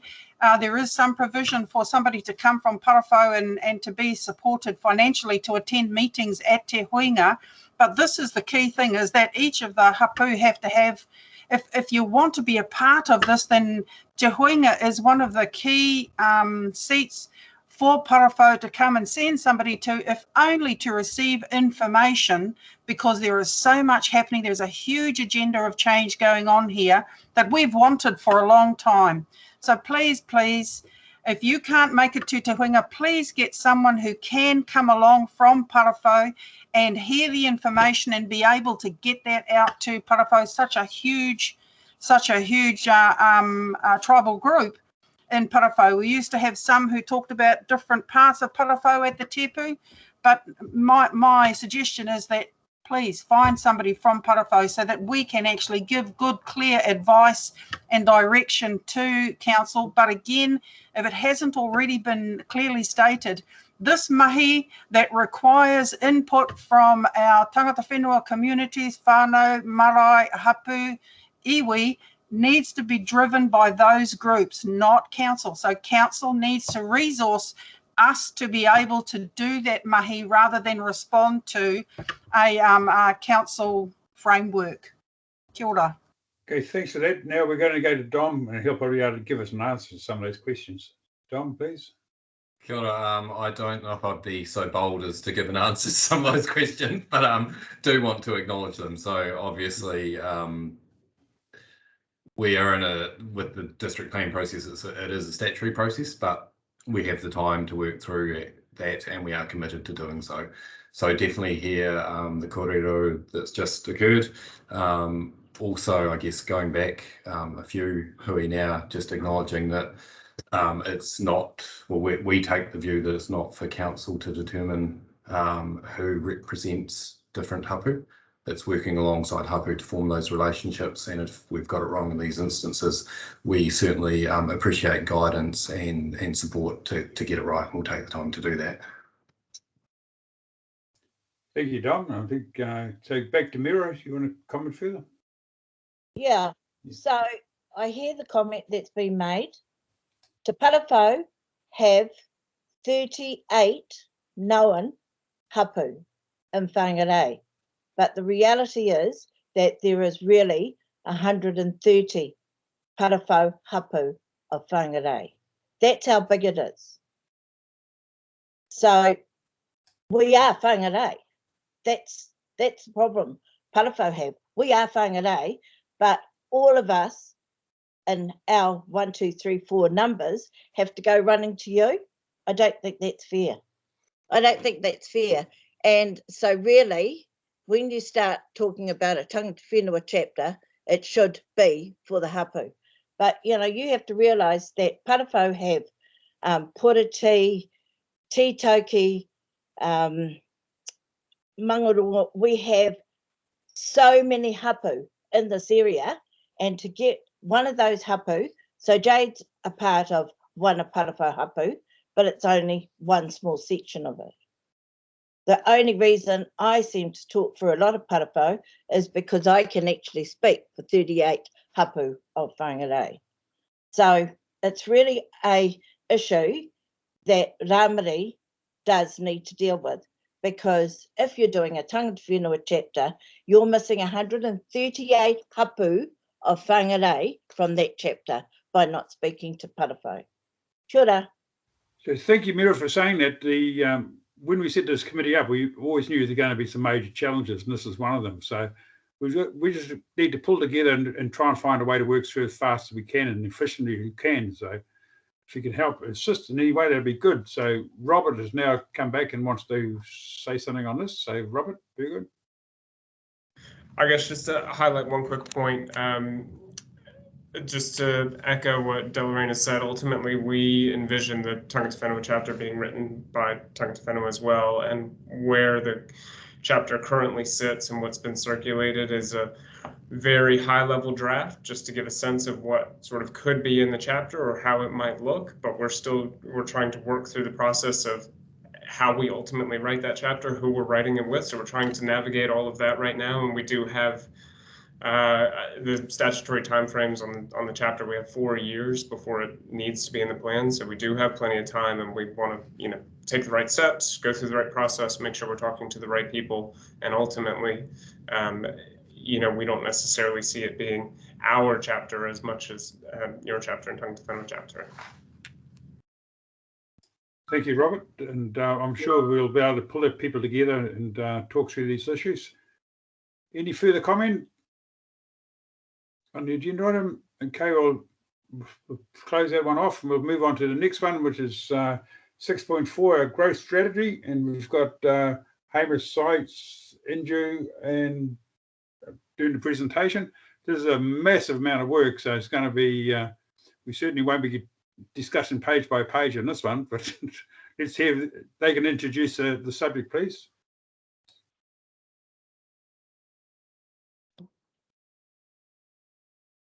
Kia ora koutou. Hope everyone's doing well. Let's get onto the slide. Can everyone see that? So between Inju and I today, we're going to provide you a bit of an update on the Whangarei District growth strategy. And like Phil said, it's a very chunky piece of work, but hopefully we can get through this as quick as we can, because I know there will be a few questions on the mahi. So the way that we're going to go through this presentation is I'll quickly go through a bit of an overview of the growth strategy, give you a bit of understanding of the timeline for how we've got here today, and also what its core role is across council. And then I'll hand it over to Inju, who's going to provide you a bit of an update on how we've engaged with Hapu and what the outcomes of that are, which specifically is the Māori outcomes section, which you can find in the growth strategy. And we've also got Puai Kaki on the line as well, who has been leading that engagement with Hapu. So if there are any questions on how we've undertaken that, I'm sure she'd be happy to address those. And then finally, I'll provide a really high-level summary of the key findings with our HBA, which is a requirement under that national policy statement on urban development.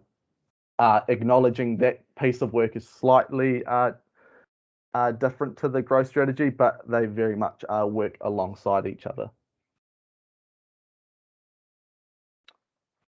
So what you see on the screen there is a bit of a timeline for how we've got up to this point today. A lot of things have gone on, but if we look back all the way to 2010, that's where council adopted the first Sustainable Futures growth strategy.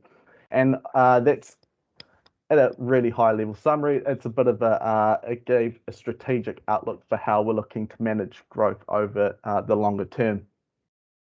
Moving forward to 2016, central government released the first national policy statement on urban development capacity. And this was a response from central government to the increasing housing pressures across New Zealand. And there, moving to 2019, this is where council began its first review of the Sustainable Futures growth strategy. And we began our first lot of consultation with the public.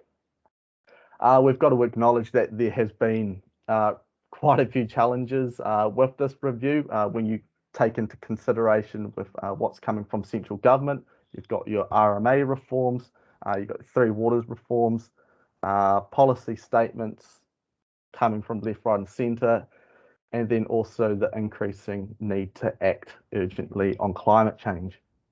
And that's not even to mention what's going on with COVID-19 across the globe. So we've had to tie that in all together in this strategy, and we've done that to the best of our ability, but it's given us quite a few learnings in the sense that that the environment around us is continuously changing and the growth strategy's got to work in the same way. So we'll be reviewing this piece of work every 3 years alongside our long-term plan, and actions which you can find in our growth strategy will be reviewed every year.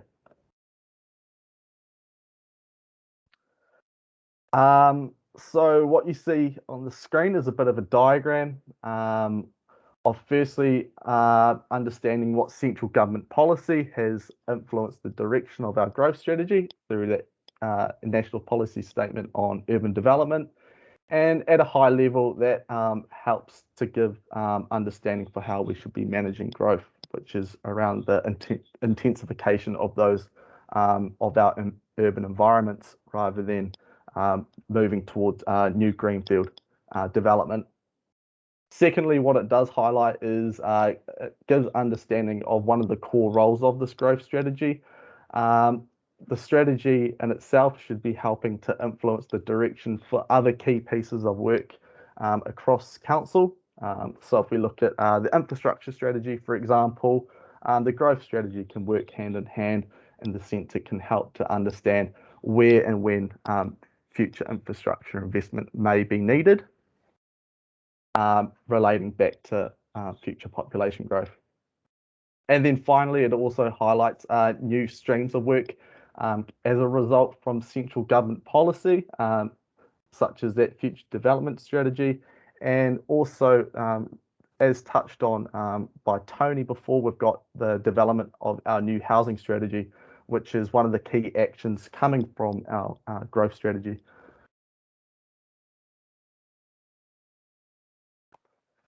I'm sure most of you have seen this before, so I won't go into too much detail, but what it does illustrate is there's a series of strategic drivers that are going to help influence the direction of the strategy and therefore influence the direction of our district over the next 30 years. And as a council, we've got tools of which we can use to respond to these issues and opportunities, some of which are driven by our statutory obligations, such as our monitoring and our reporting. But then there's other tools of which we can use, such as our placemaking programs and other exciting opportunities, such as that Northland to Auckland corridor plan. I'm going to hand it over to Inju now, who will run you through on how we've engaged with hapu, and then from there, we're pretty keen to take some questions from you guys. So, kia ora. Morena koutou. This slide kind of highlights a bit of a pathway with regards to how we have engaged with hapu for this project on the growth strategy. I just also wanted to highlight that early last year we started conversations and we had regular catch-ups with Te Huinga reps, and that led us to the first hui, which was held in the library in October last year. And lots of reflections in that interactive hui, which was also in conjunction with the Climate Action Plan kaupapa, that was a joint hui, was that we require and we need further work to be done with regards to hapu engagement, and that there was also a reflection with regards to some of the strategic direction and considerations for our rural and coastal communities. So there was a huge reflection for us on that point, and we embarked on a new journey of setting up 3 hui, and also trying to engage someone to support us with that work. So we looked and we were supported by Paul Waikaki from WSB to undertake that Māori Outcome Strategic Driver and chapter for that work. So the first hui that took place in February was in Pipiwai. I'd really like to acknowledge also Delorain's support with, and also Te Huinga, with identifying some opportunities to go out to the marae to also workshop these huge pieces of work. And it was a very fruitful workshop. Lots of things were discussed, and unfortunately, due to a very heavy, I guess, program earlier in the year with the long-term plan going, the second hui was unable to take place. That was planned for at Porowini, Kaka Porowini Marae, and also at another third hui, which was initially sought to be in Poroti because the whānau were doing some renovations on the wharenui. Those 2 second huis were unable to take place. However, we tried to work alongside some of our hapu that had sought, I guess, the desire to do further engagement in Nguru and Metapodi. So Whaia, Rosie and Marin, we decided to do some drop-in sessions later in March.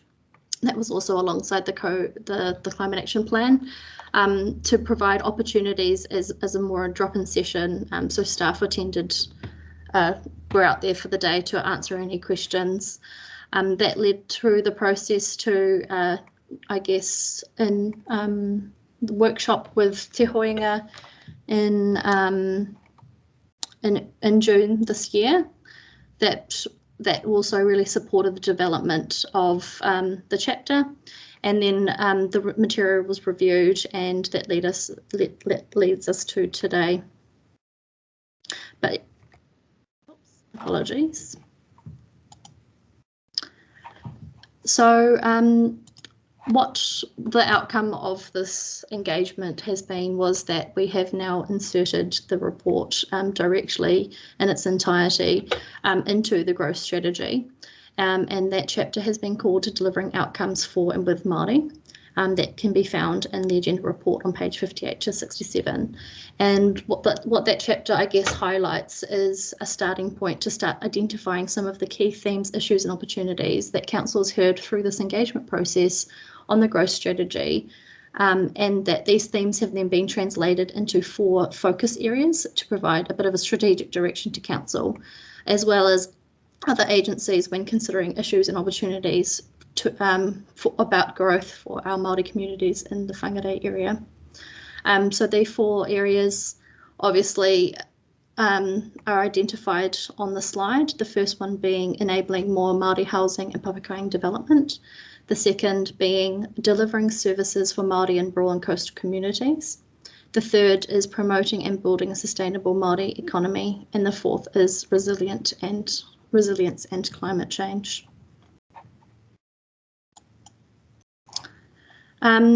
As alongside that report, some of the key actions have also identified further opportunities when it comes to implementing the growth strategy, and acknowledging that this will also be, I guess, the strategic direction, and it's a stage process when it comes to some of the actions and focus areas that will require further consultation.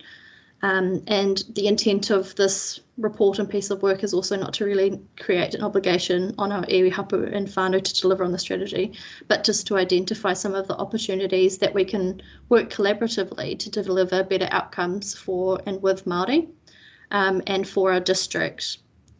And so these are some of the key actions that have been, I guess, identified in the short term, which is summarised on the slide. And we anticipate that we can continue regular reporting through the 2 forums that we have currently, which is Te Hoinga and Te Kārearea, to monitor the implementation. I'll just pass you on back on to Hamish.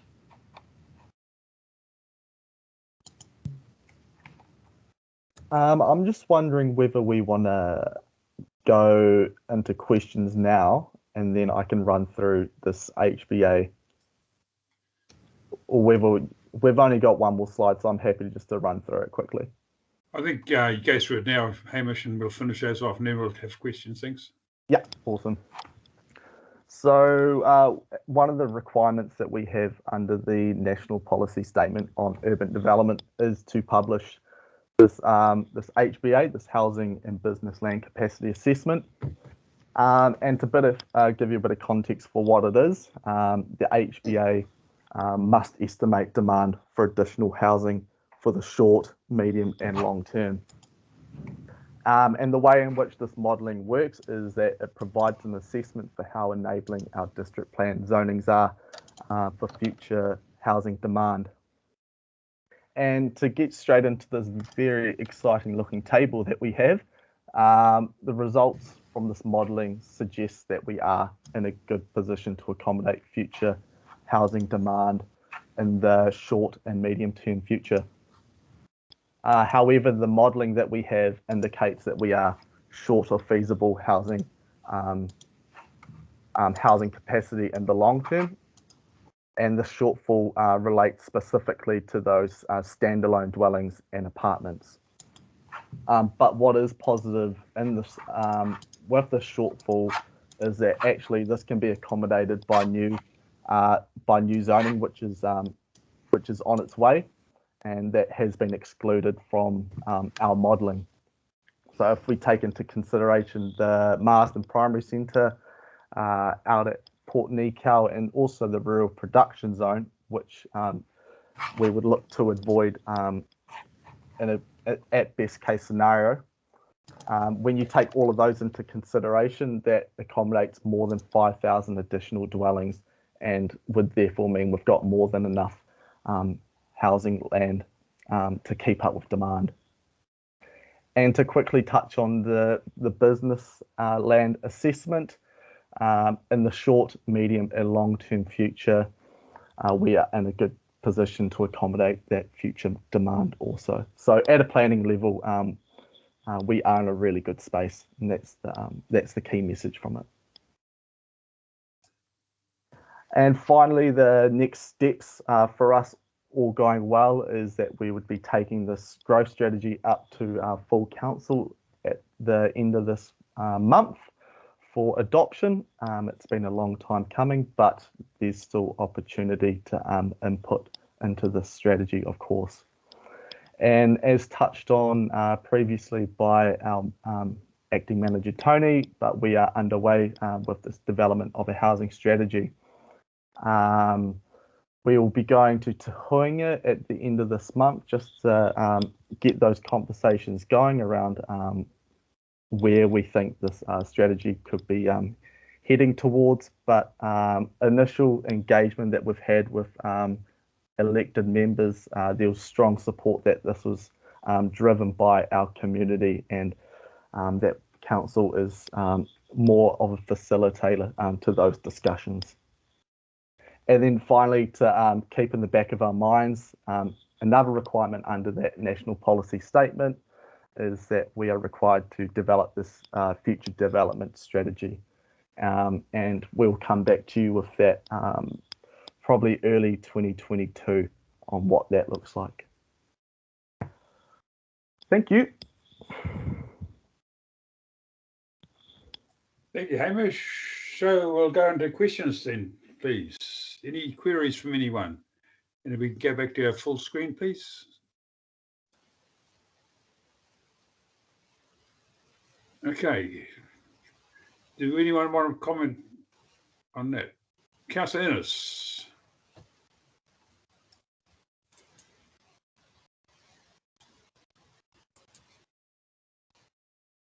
Thank you, Mr. Chairman. I just wanted to reinforce what Hamish was saying.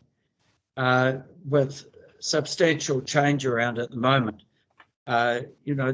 the growth strategy provides a framework, but I feel that monitoring the implementation in the strategy is going to be fundamental.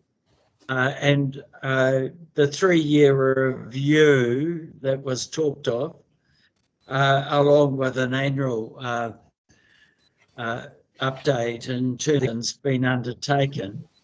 I just see that what's equally important in the plan is the relationship that there is defined in terms of community and hapu, because it's something that will actually, because of the change that's happening, we need to have on a continual basis within the overall framework. I say that because when you look at the RMA review, there's talk of, in that, under the Strategic Planning Act, a spatial plan for the region. And there's also talked of, in terms of the Natural Environment Act, that there would be placemaking. And it's just trying to ensure that we engage the whole time in terms of monitoring what's going on, because things can become quickly outdated with the amount of legislative change around. I just feel we need to ensure that, particularly this committee, Te Kārearea, is very much involved in monitoring that change. Thank you. Thank you, Councillor Peters. Now I've got Tami and then Carol and Deloraine, please. Tami? Yeah, kia ora, Hamish. I just wondered if you could provide some clarification. The model that showed your district plan zoning had 3 columns looking at standalone townhouses and apartments. There's a challenge in trying to interpret that from a hapu perspective. Prior to that particular slide, there was a mention of papakainga housing. But what could be useful is to clarify in a statement the alignment between urban development, papakainga housing, the district plan, and the regional plan. Because if you were to read a table that sees standalone housing, townhouses, and apartments, you'd struggle to put that into a papakainga context, unless, of course, you own a 50-acre block in the middle of the urban zone. And I contend that that's not quite the case as far as the Whangarei District goes. But if we are to encourage a sort of point of engagement for hapu, then I think something that clarifies the provisions for papakainga housing on land that those hapu have a direct influence over. Kia ora. Through the chair, yeah, I totally agree with you. With that HBA, it has been directed by what is required with that national policy statement on urban development.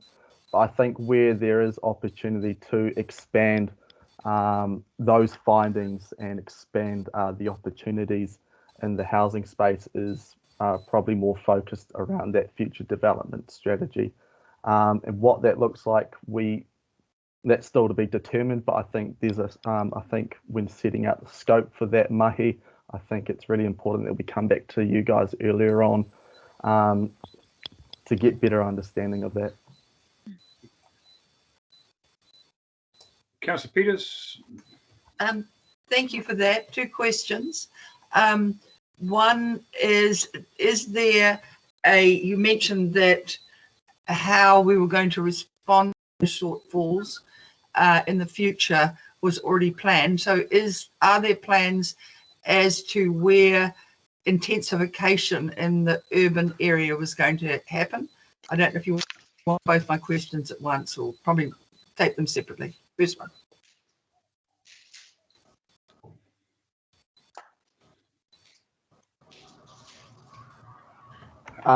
Through the chair, yes, it's been planned for in the strategy. But as I mentioned with that shortfall, and I'm sure Rob's more suited to answer around those new zonings, as I said, that they will be able to accommodate more than 5,000 new dwellings if needed.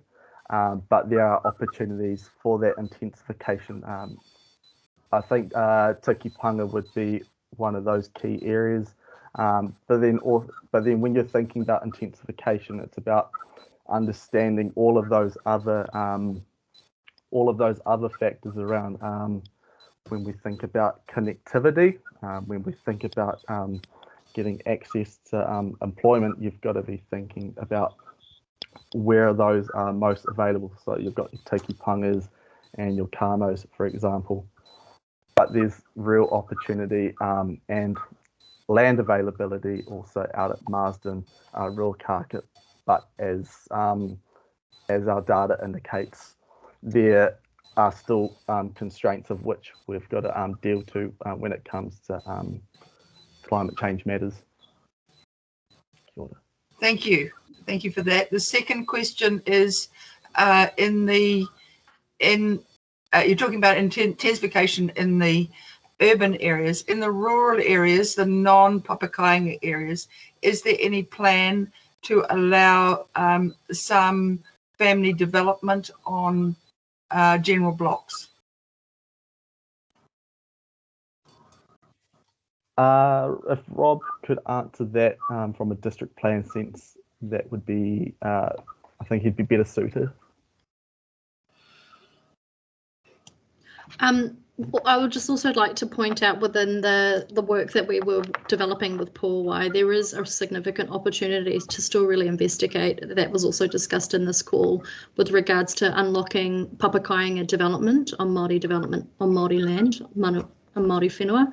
And I think looking at it from a strategic perspective, that's where we can start looking at those opportunities through the housing strategy and then feedback to the district plan.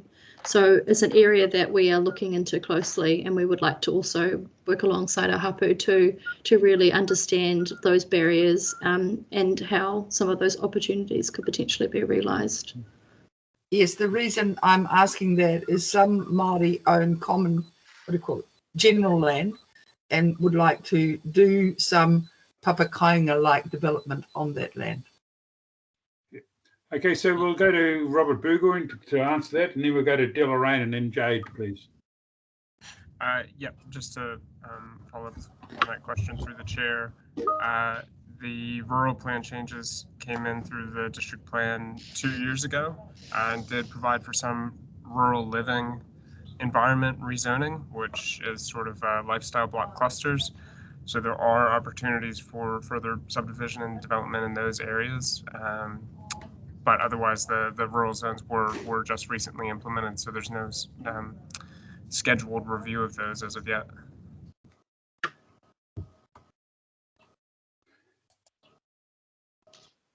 Thank you. Now, Deloraine, please. Kia ora.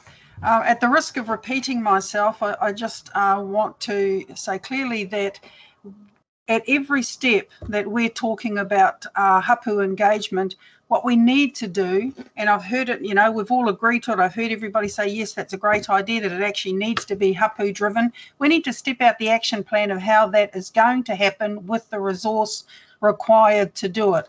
So we keep saying it and agreeing to it, but we haven't actually stepped out a plan for how that's going to happen. Kia ora. Good. Thanks, Deloraine. There's a lot of staff linked into this one. I'll get their heads together and come back with an answer on how they're going to do that. So that's good. Thank you. We'll talk with Ramari about that as well. Kia ora. Okay, Jade, please. Yeah, I just wanted to tautoko what Tame was saying, and also what Injo responded with. Really would support a proper demand and capacity study for Papakainga. I appreciate what was said about the central government direction with the MPS. I do wonder if there's some ability to feedback to central government about you know, the need to include Papakainga within that process or within that requirement. Also interested to know how that might feed into the process that Jared mentioned that we understand is coming up, and also what leadership WDC can play in terms of evaluating their own district plan provisions for Papakainga and then getting ahead of the game by actually understanding what the demand and capacity for that is, and being smart about linking in with other central government initiatives like the substantial infrastructure funding available and other support. Thank you, Jade. Any other comments? Kia ora tātou, Puawakaki here. Nē rā te mihi ki a koutou ki raru i te āhuatanga o tēnei wiki o te reo Māori. Kia ora everyone, just thought I would quickly just respond to that comment as well. So there's actually key actions that have been included in the strategy itself with respect to the national policy statement. So it's great that it's being picked up on, because I think what is being reconfirmed is actually the stuff that we heard earlier on as well. So the key actions being that through the MPS requirements for urban development, work in partnership with Māori, work alongside central government agencies and hapu to address housing issues and unlock Papakainga opportunities through working groups such as Whaikainga, and it sounds like there's other working groups that are already established. So it really is great to hear that these comments that are addressing particular items that have been touched on in the strategy and that we did hear through kōrero and hui as well. But I just wanted to reconfirm as well, through the engagement process, we were conscious that there was a lot of hui going on at the same time. And what we did to sort of reduce the amount of hui was refer back to existing documents as well. And that included Tāne Whakaperepere, it included the existing sustainable strategy from 3050. It also included looking at the strategic objectives of Te Huinga as well. So it wasn't as if we weren't looking at existing documents too, and the Complete Streets Master Plan was also reviewed as well. But just wanted to acknowledge that we have, I suppose through this, we just had reconfirmation that the kōrero has been what we heard and drafted in the strategy as well. Kia ora. Okay, any other comments? It's a huge amount of work here, and appreciate the comments coming from all sides here, and I think our staff are getting some really good feedback here. So any further comments? I can't see any hands raised, so we'll close that chapter. And thanks very much to Ingu and Hamish. Good presentation, but we feel for the amount of work you've got to go through there. Okay, so we'll move on. Thank you. Thanks for Aroha mai, comments. Phil. Aroha mai, Phil. Okay, Sorry. Dylan Rain. Sorry, the previous item on the agenda, I missed right at the end. There's quite a lot of parts to the previous item, and that was with regard to the problem gambling take at the end of the last item on the agenda. And I just wanted to say that the only Māori gambling service has presented to WDC every time that the problem gambling take has arisen. I spoke with them with regard to this, and they've advised that they were not notified about this roll-on of the policy, and that some time ago there was an agreement with council that the current position would be held for 1 year, and that after that they would go back and review it. But this has not happened, so they reject the agreement to roll on, and I'm saying that there needs to be proper consultation with people like Ngā Manga Pūrere, which is the only independent Māori problem gambling service in Taitokerau, before this goes ahead. They have not been consulted. So I just want to say we actually need to go back a little bit on this. Okay, thanks very much, Dylan. Because Ramarie, can you pick that up and make sure that's looked at, please? Yeah. Thank you. Okay, so we're going to move on to 6.5, which is the matters relating to the rates relief on Maori freehold land and another matter. So Alison's going to speak to this. So over to you, Alison.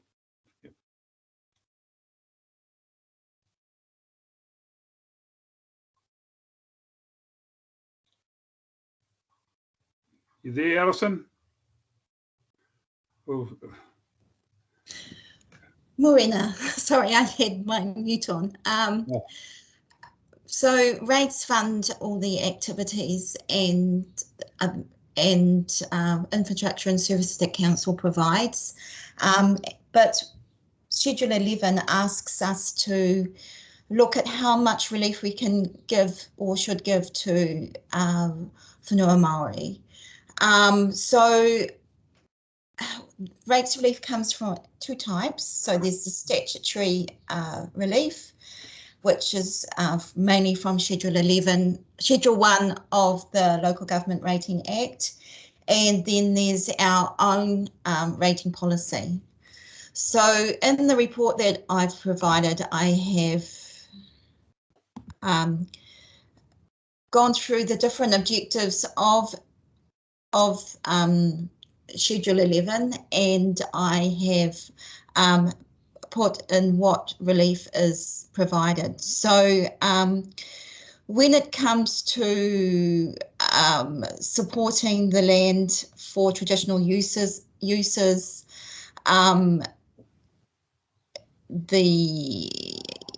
supporting the relationship of Māori land to the culture and traditions, and also taking into account the presence of whau tapu, then we have Schedule 1 in the Local Government Rating Act that allows for that land to be non-rateable.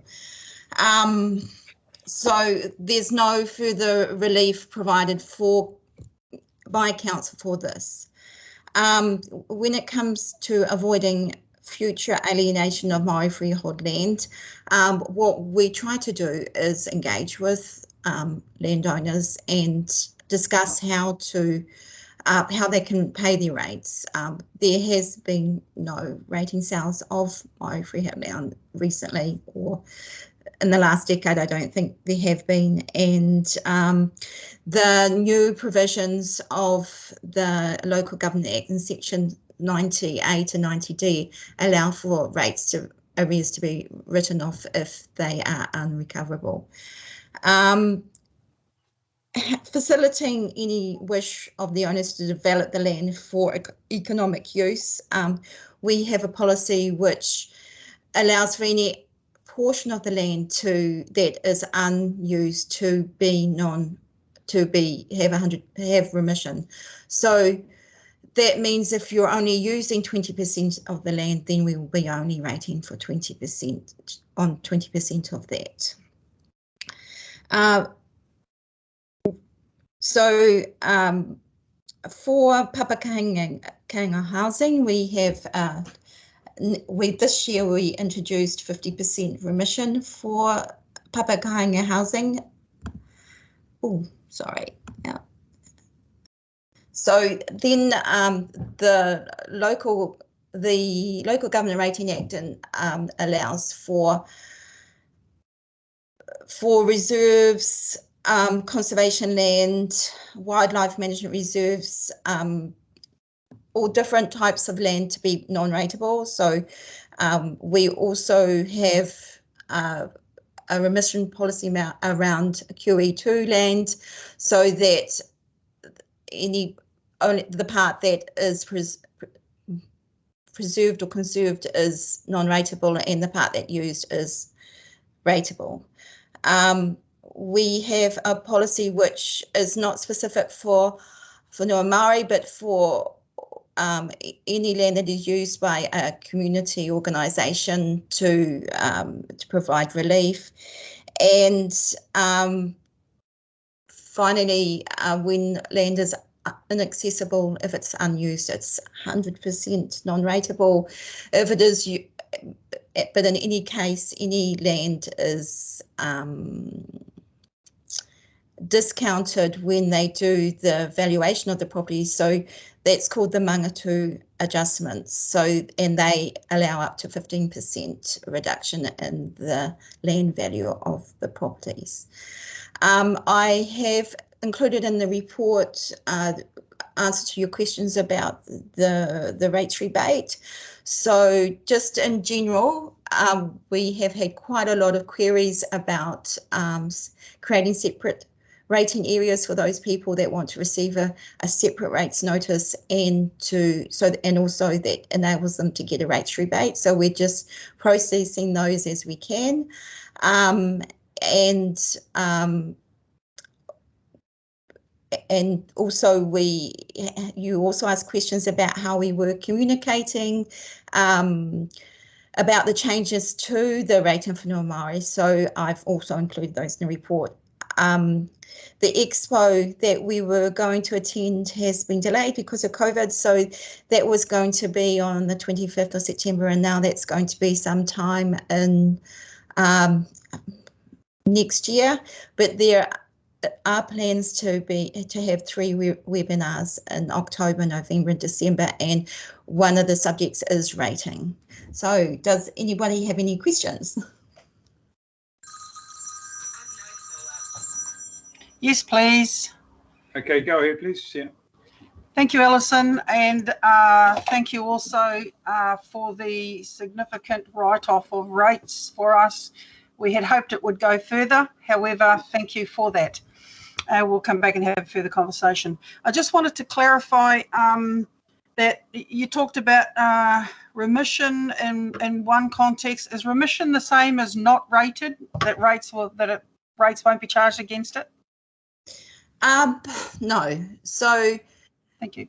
The effect can be the same, but what happens is that if a property is non-rateable, then we don't charge any rates. If there is remission, then we will charge the rates, and then we'll provide up to 100% remission. So in some cases that means that there are 0 rates to pay, but in other cases then it might be 20% because 20% of the land is being used. Thank you. My other kōrero is around, can you just put up the last slide you had up there? Are we able to do that? Around the types of protections that will be respected in not rating whenua. For us as whenua Māori owners, those are tauiwi instruments. And I would just remind you that, for example, for us and other hapu around us longer, that we have special areas in our whenua we've occupied for 500 years. We've protected these areas that now councils are describing and looking to grab as significant natural landscapes. And we've done that without any of the tauiwi instruments like the next one. Like the ngā whenua rāhui, the QE2, conservation heritage, wera instruments. We have protected our assets, our natural land assets, as taonga to us without those instruments. We would reject those instruments as being a necessary decider for how council is going to support us to protect and not rate those areas. So for my hapu, we're saying that we don't have those, we don't need those. We've already protected our whenua for 500 years. We want council to respect that relationship we have and not require that these are the only ways that council will support us and not rate those conservation lands that are conservation lands to us. So those are the tools that we have available at the moment. One of the requirements of the changes to the Act mean that we have to review the remission policies that we have in place this year. So I'm understanding that you don't consider that there's sufficient relief provided by the Act or by our policy, then maybe we should bring that up as one of the changes to our remission policies. Kia ora, thank you. Okay, Tami, you'd like to comment? Yeah, kia ora, Phil. Thanks for the overview and the outline. Mine was along the lines of public good that has been derived from a block or land that is deemed Māori, but the public works component of it sort of negates a whole range of issues, and the residual size or block is then left in a precarious sort of state. And looking through the objectives here for rate relief, I think there is a slice of amnesia that goes along the lines of blocks that were acquired under the Public Works Act, Māori land blocks. The residual pieces of those land blocks have been retained in Māori ownership, but the public good component hasn't been aligned with the state in which the residual area is now left in. And we've tested this in a couple of instances where the Whangarei Road was driven through a particular block. No regard was taken on the effect that had on the one edge of that particular land block. The end result was the rates remained in arrears for some years until we put a submission up, but the submission wasn't about the public works good coming out of that acquisition. It was more about the land now becoming uneconomic. And I just sort of looked down that list there and noticed that it talks about the level of community services. Well, I think there's a public good element that has happened. I mean, Whangarei Road has gone from a council road to a state highway. And, you know, the National Archives will never, ever reflect on the public works acquisition of some of these Māori land blocks through the Whangarei District. Why? Because Waka Kotahi is on a different planet. And I think of options and opportunities to set the record straight around what it is we're dealing with here, because it's I don't think it's up to the Māori landowners to defend a position that we find ourselves in, because it's I think there is a planning consideration that should be driven absolutely to show the purpose behind public good acquisitions reflected right throughout the duration, not for the moment that it's acquired, the rose is you know, the project is completed and people walk away from it. There's a sort of a string of successive issues that the descendants have to carry, and it's quite significant that local government, I think in this instance here, doesn't let that sort of slip through the cracks, as it were. So recognition of public good acquired through the Public Services, through the Public Works Act, I think is a fairly robust way of listing how Māori land blocks have been acquired, and then we can align, if you like, the fact or not of income or economic benefit being derived from the residual land areas that we have. Kia ora. Thanks very much, Tami. Those historical notes are really important. And we need to have a mechanism to capture those, make sure we don't lose that history too. So thank you. Okay, any further questions, please? We just about finished that one. We just go back to our full screen, please. And then we can just okay, so I can't see any hands up, so we'll move on to the next agenda item, which is the last one, 6.6, a temporary decision-making framework project update. And we've got Shelley Wharton and Bernadette to lead us through this, please. Can you join us now? Thanks.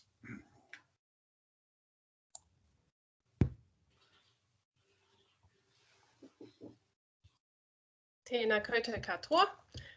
Ko kāna te whenua, ko ngā maunga roki te pai maunga, kia whakahua au I te pepeha o taku tāne o te rā o aku tamariki, ko te ramaro a kupe te maunga, ko hokianga te moana, ko ngā puhi me te roroanga iwi, ko pakanai te marae, ko ngā te korokoro te hapu, ko Shelley Wharton tōku ingoa.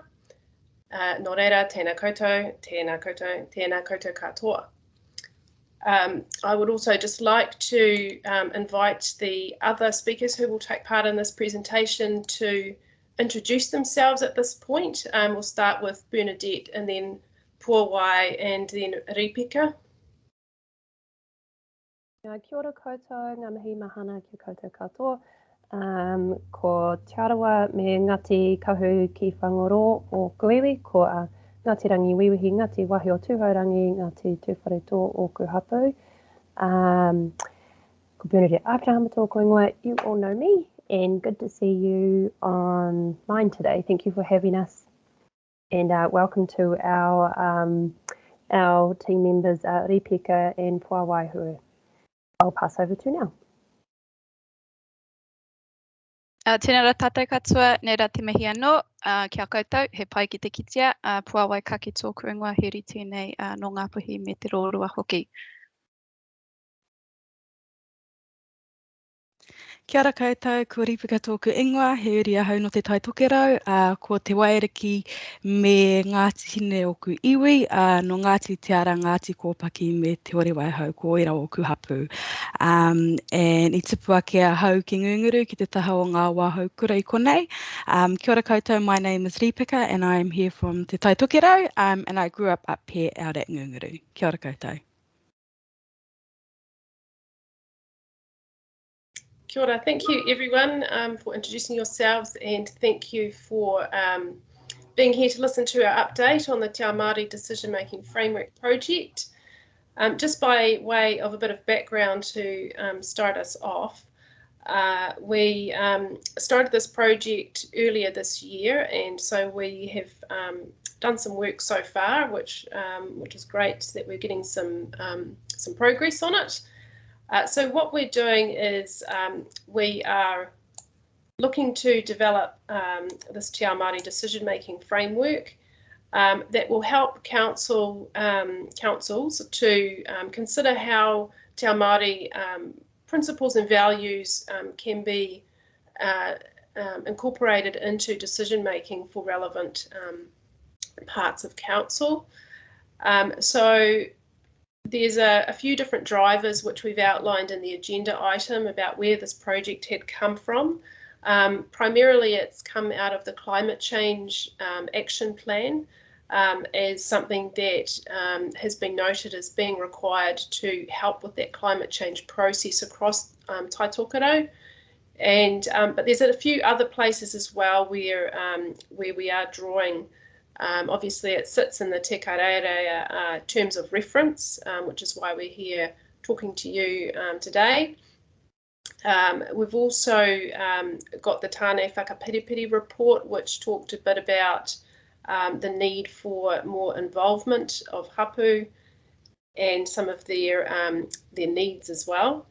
And then we've also got our National Policy Statement for Freshwater Management, which is requiring local authorities to give effect to Te Mana o Te Wai and to involve tangata whenua in decision making.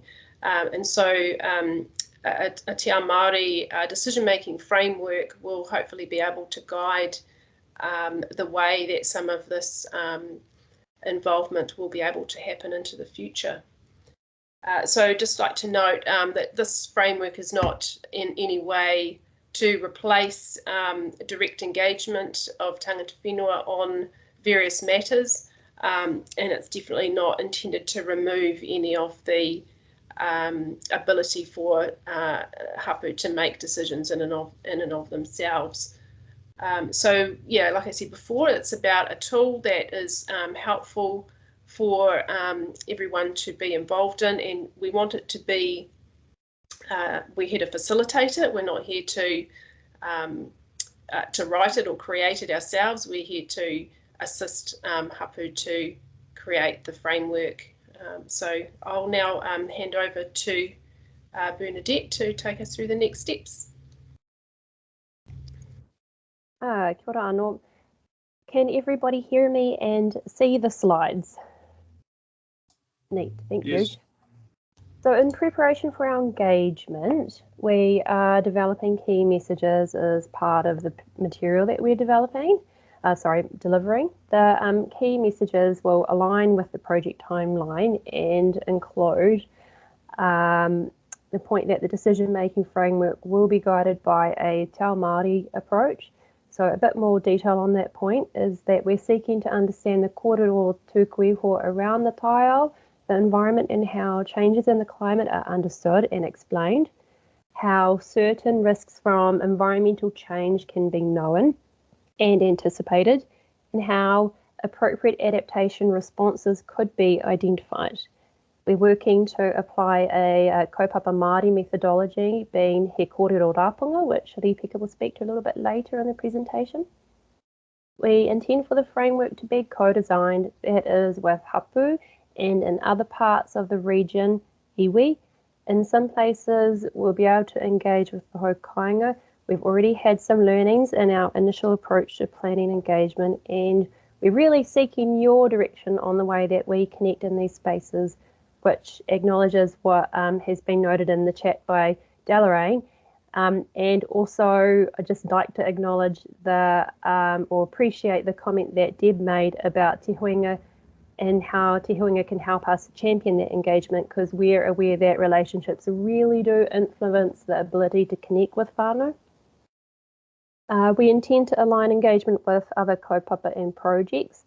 For example, as was talked about in the growth strategy section, we have done workshops that we had with Hapu on the growth strategy and the draft climate action plan. And in this mahi, we can partner with engagement on the region-wide adaptation work, which I mentioned right at the beginning of the meeting, and also existing projects that are underway. Once we have a draft framework, then we'll seek to test it on projects as a pilot. The framework will likely need to be applied and supported by different implementation tools. Through the pilot, we'll be able to test those tools out. We'll develop an implementation and monitoring program, which includes accountabilities for the commitments that we're making through this framework, and those aspects should also be co-developed. Then we'll need to brief those that we've already engaged with and our tangata whenua forums and elected members across all of the Taitokerau councils ahead of seeking to formally have the framework adopted. I'll just switch to the next slide. Did that work?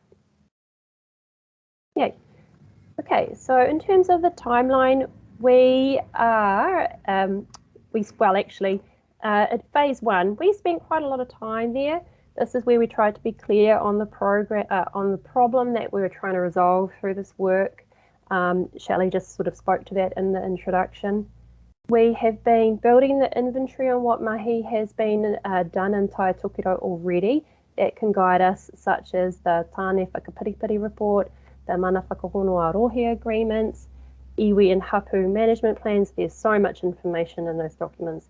The He Kawa Waiora report, He Puapua report, and key decisions that have been made recently by courts, such as the Takutai Moana decisions that actually, Mira, you recommended that we turn our minds to those in our last catch-up with Te Kārearea. These documents all need to be reviewed and are helpful in terms of articulating the relationship to the paiao and how change is observed, as well as the expectations that hapu have around the relationship with local government. There's also a literature review by hapu practitioner Rowan Tautari that's been commissioned by NRC that will complement this work, so Rowan will share her findings with us in the next month or so. And we've been building our team. So Matua Ririata has been guiding the navigation of this mahi.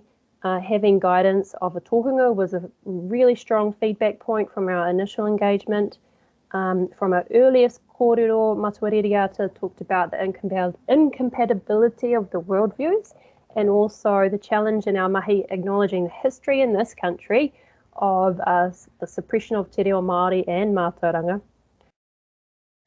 He has shared pūrākau about coastal erosion, which of course is relevant to climate change, and shared kōrero around he pau o te oranga, being wai, kai, whenua, and then whare in that order, and also the different types of wai or water that flow from te puku o te whenua, being the repo or the swamplands, and how they flow to the Taitama Wahine, the east coast, and the Taitama Tāne, the west coast, and the importance of that connectivity being maintained. So we initially formed our engagement guided by some of this kōrero, but we'll talk to that in a little bit. Ripeke has joined our team, helping us to take the kōrero from Matua Ririata and her experience in mahi across the region and in Tāmaki, turn it into tools to aid the projects such as our engagement plan, our research method, the diagrams we use to communicate about things like the water cycle, and identifying the different types of tohu that really constitute a healthy environment and what the conditions are needed to enable that environment. And I think Councillor Hulse and Councillor Cooper Matua Reriata talked about some of those conditions in the wānanga we had, and I remember you both really connected with his kōrero.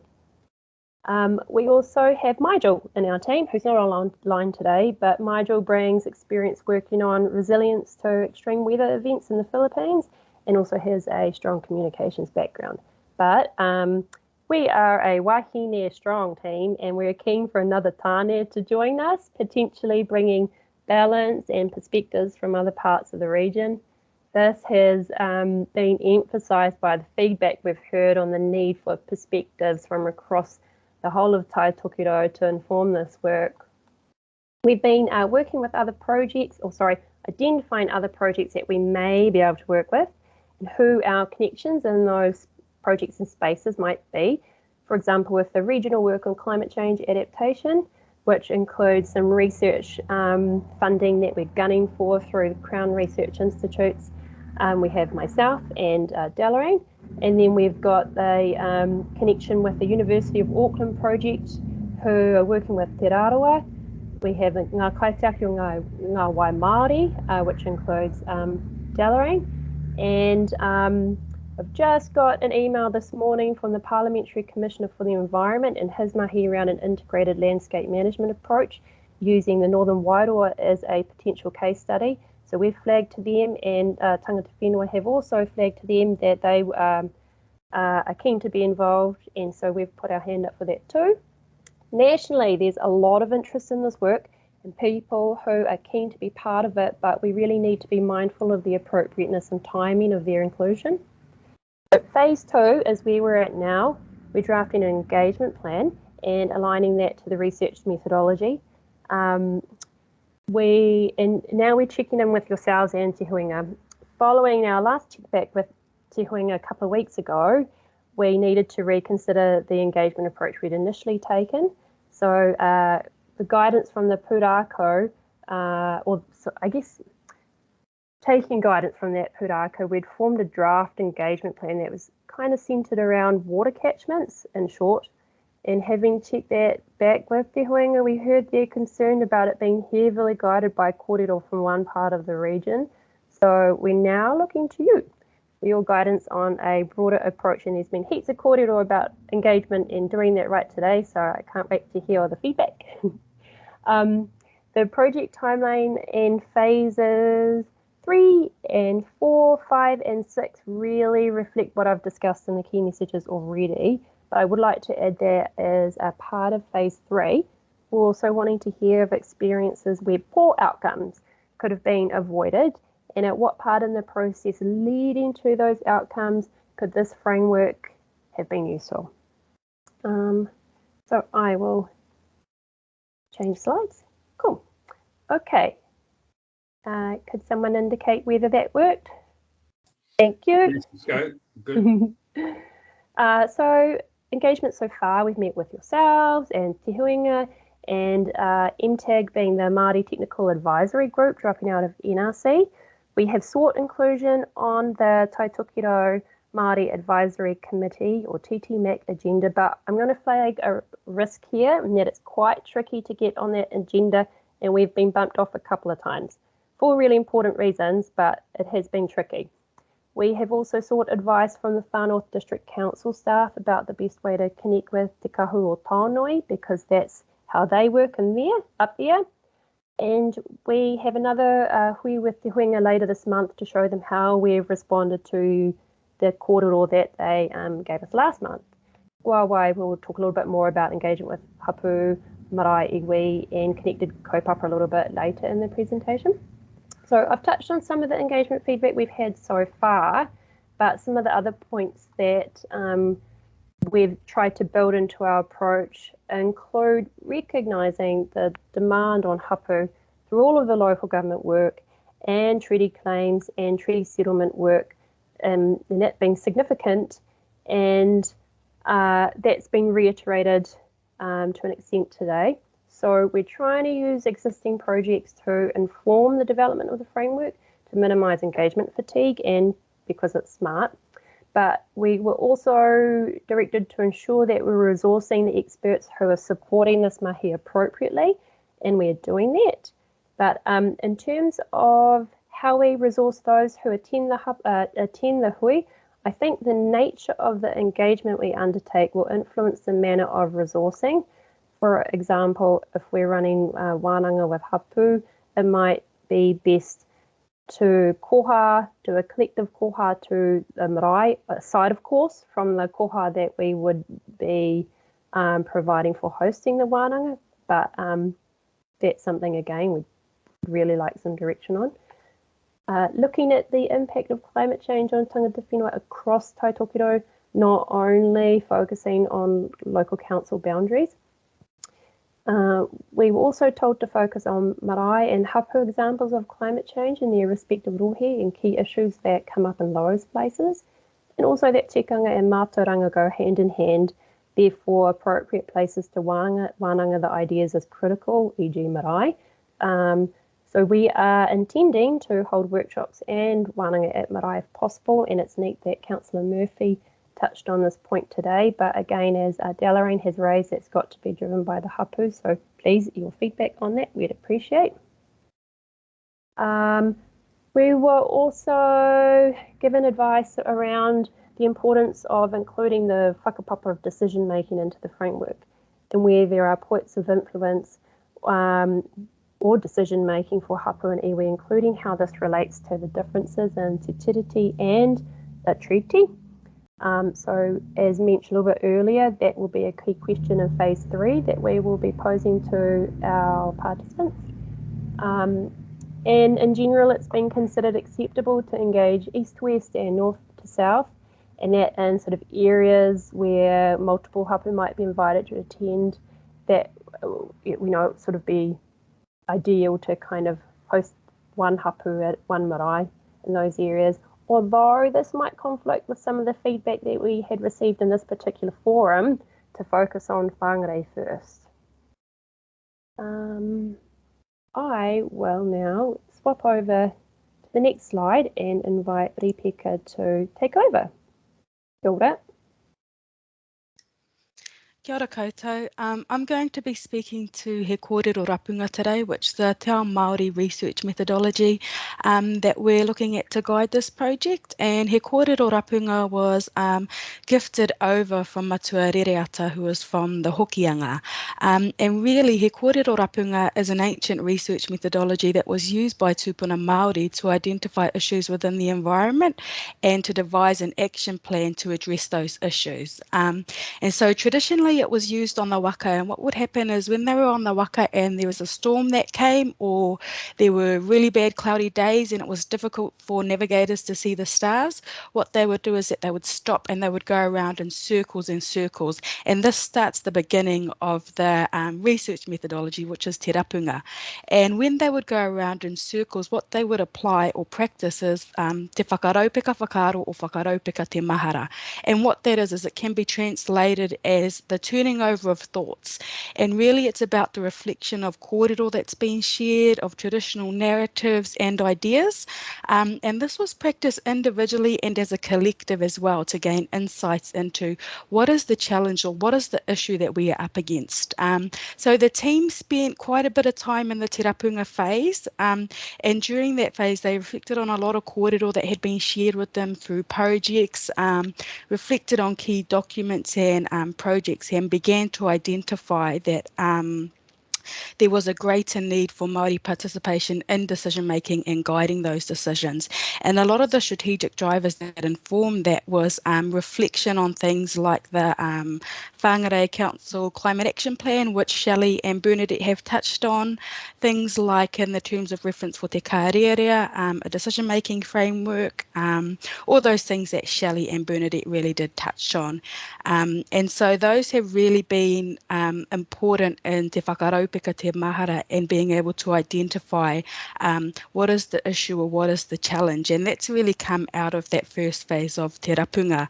And really council has a key role to play under legislation and te tiriti o Waitangi to enable this. So the kōrero shared in those documents and the kōrero shared with project and everyone on the team have become strategic drivers for this.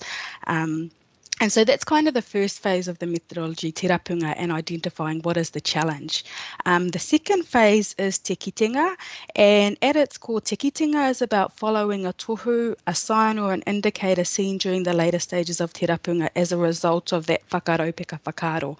And the kitenga that was sparked out of te rapunga and out of that search was the development and co-design of a te ao Māori decision-making framework that responds to climate change in te taitokerau with tangata whenua, haukainga, hapu and iwi, and one that enables greater Māori participation in decision-making and guiding those decisions. So in te kitenga, it's really important to identify what that tohu or what that vision is, because it then provides a foundation for the next phase of the methodology, and it also enables anybody who comes in contact with the project or the kaupapa to understand what is the vision that you guys are trying to achieve, which is the development and the co-design of that decision-making framework. The third phase is te whainga, and te whainga is all about the pursuit and the how.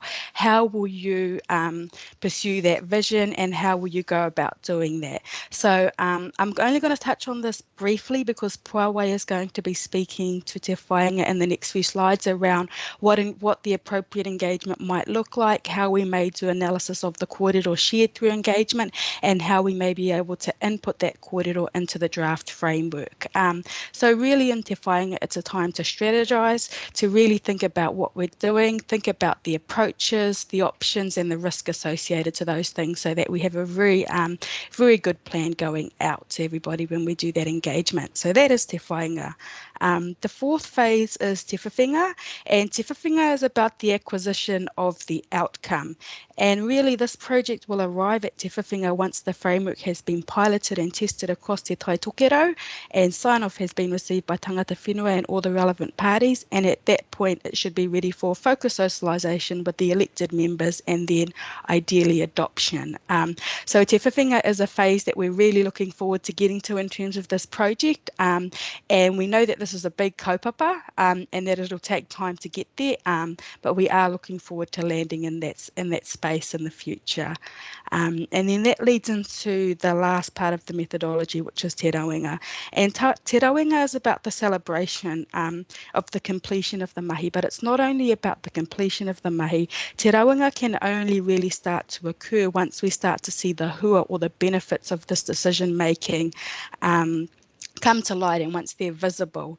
And so in order for us to reach te rauenga within this project, the decision-making framework needs to be monitored to, one, ensure it's being applied correctly and delivering the outcomes of an informed te ao Māori decision-making that responds to climate change and also has greater Māori participation in that decision-making and guiding those decisions. So that's a little bit of an overview of He Kōrero Rapunga, the research methodology, and how we're looking to apply it in this kaupapa and in this project. And what I'll do now is I'll hand over to Puawai, who is going to specifically speak to te whainga and how we may approach that engagement. Kia ora koutou. I'm just conscious my internet is pretty shocking as well in a rural area, so if I drop out, then apologies. But Deepika or Bernadette will jump in. I'm going to keep this really brief and short because I'm mindful of time, and there's a couple more slides. So this is just a really high-level overview of te whainga, as Deepika mentioned. This is very much the beginning of the process in terms of engagement. So what we're proposing is to undertake co-design hui. We would like to begin September, and that will probably lead into October, November. We've been set back a little bit by COVID, but part of this kōrero is to understand what proposed methods might be appropriate. Analysis of that kōrero, development of draft framework, feedback to participants, because it's important to loop back to what we heard from whānau, and then amendments, and then report back again on the draft before it's tested. In terms of the next slide, if we can just jump to that quickly, please. We've put forward some options in terms of engagement and how we might do that. We would like to seek some guidance in terms of appropriateness of going to undertake some of these hui via Zoom, via Teams, and then obviously face-to-face where possible. And in terms of the facilitators, it will be those on this call, and Aprehama Edwards as well, who will support us in this kaupapa. In terms of the last slide, if we can just jump to that, because I'm quite keen to get the feedback and the kōrero from this rōpū. This is the last slide. This is essentially what we're looking at in terms of a template and how and who and where we might undertake this engagement. So I'm mindful of all the kōrero that we've heard through this hui here this morning, and it's actually quite timely, I think, that we start thinking about how and the ways in which we undertake engagement for this kaupapa. So really that's about as much as I do want to speak on this item at the moment, and that is the last of our slide.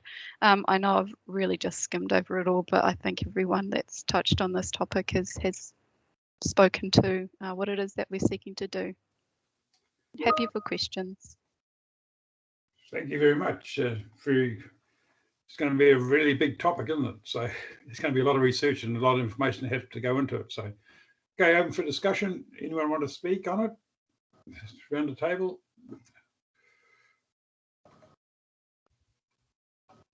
Lorraine and then Anna Murphy. Kia ora team, this is awesome. It's exactly what we've been looking for. Thank you for all the great mahi, and look forward to us moving through the implementation of the whole program. Thank you. Anna, and then Deborah. Kia ora. I just want to say this, talk about the best for last. Probably we've got 1 year on council to go, and I'm so excited about this. This is like, I actually started to cry when Lee Peka was talking, because I just get this real feeling that, you know, this is a snapshot in time and we don't know where council is going, but this is the right path. This is definitely very exciting stuff. So I can't really give anything to Puawai in the way of feedback on engagement, but I just want to say I'm so supportive of this, and I can see in the future it will be, I mean, I know at the moment we are applying it, like Bernadette said, to projects and work that we're already doing, which is very intelligent and makes sense. But I think that in the future, council and governance and it will be used on all levels. So I'm just so excited, and I just look forward to seeing how it develops. Thank you, thank you, thank you. Good one.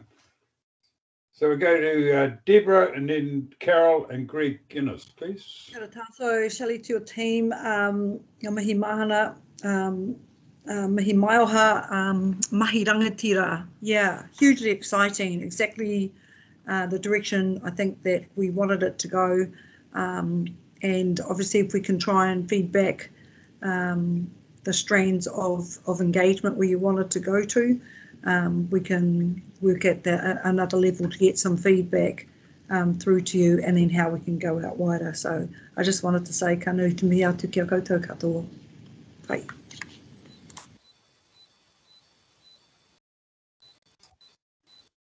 Carol, Councillor Peters. Really impressive. Thank you very much. Okay, Councillor Innes.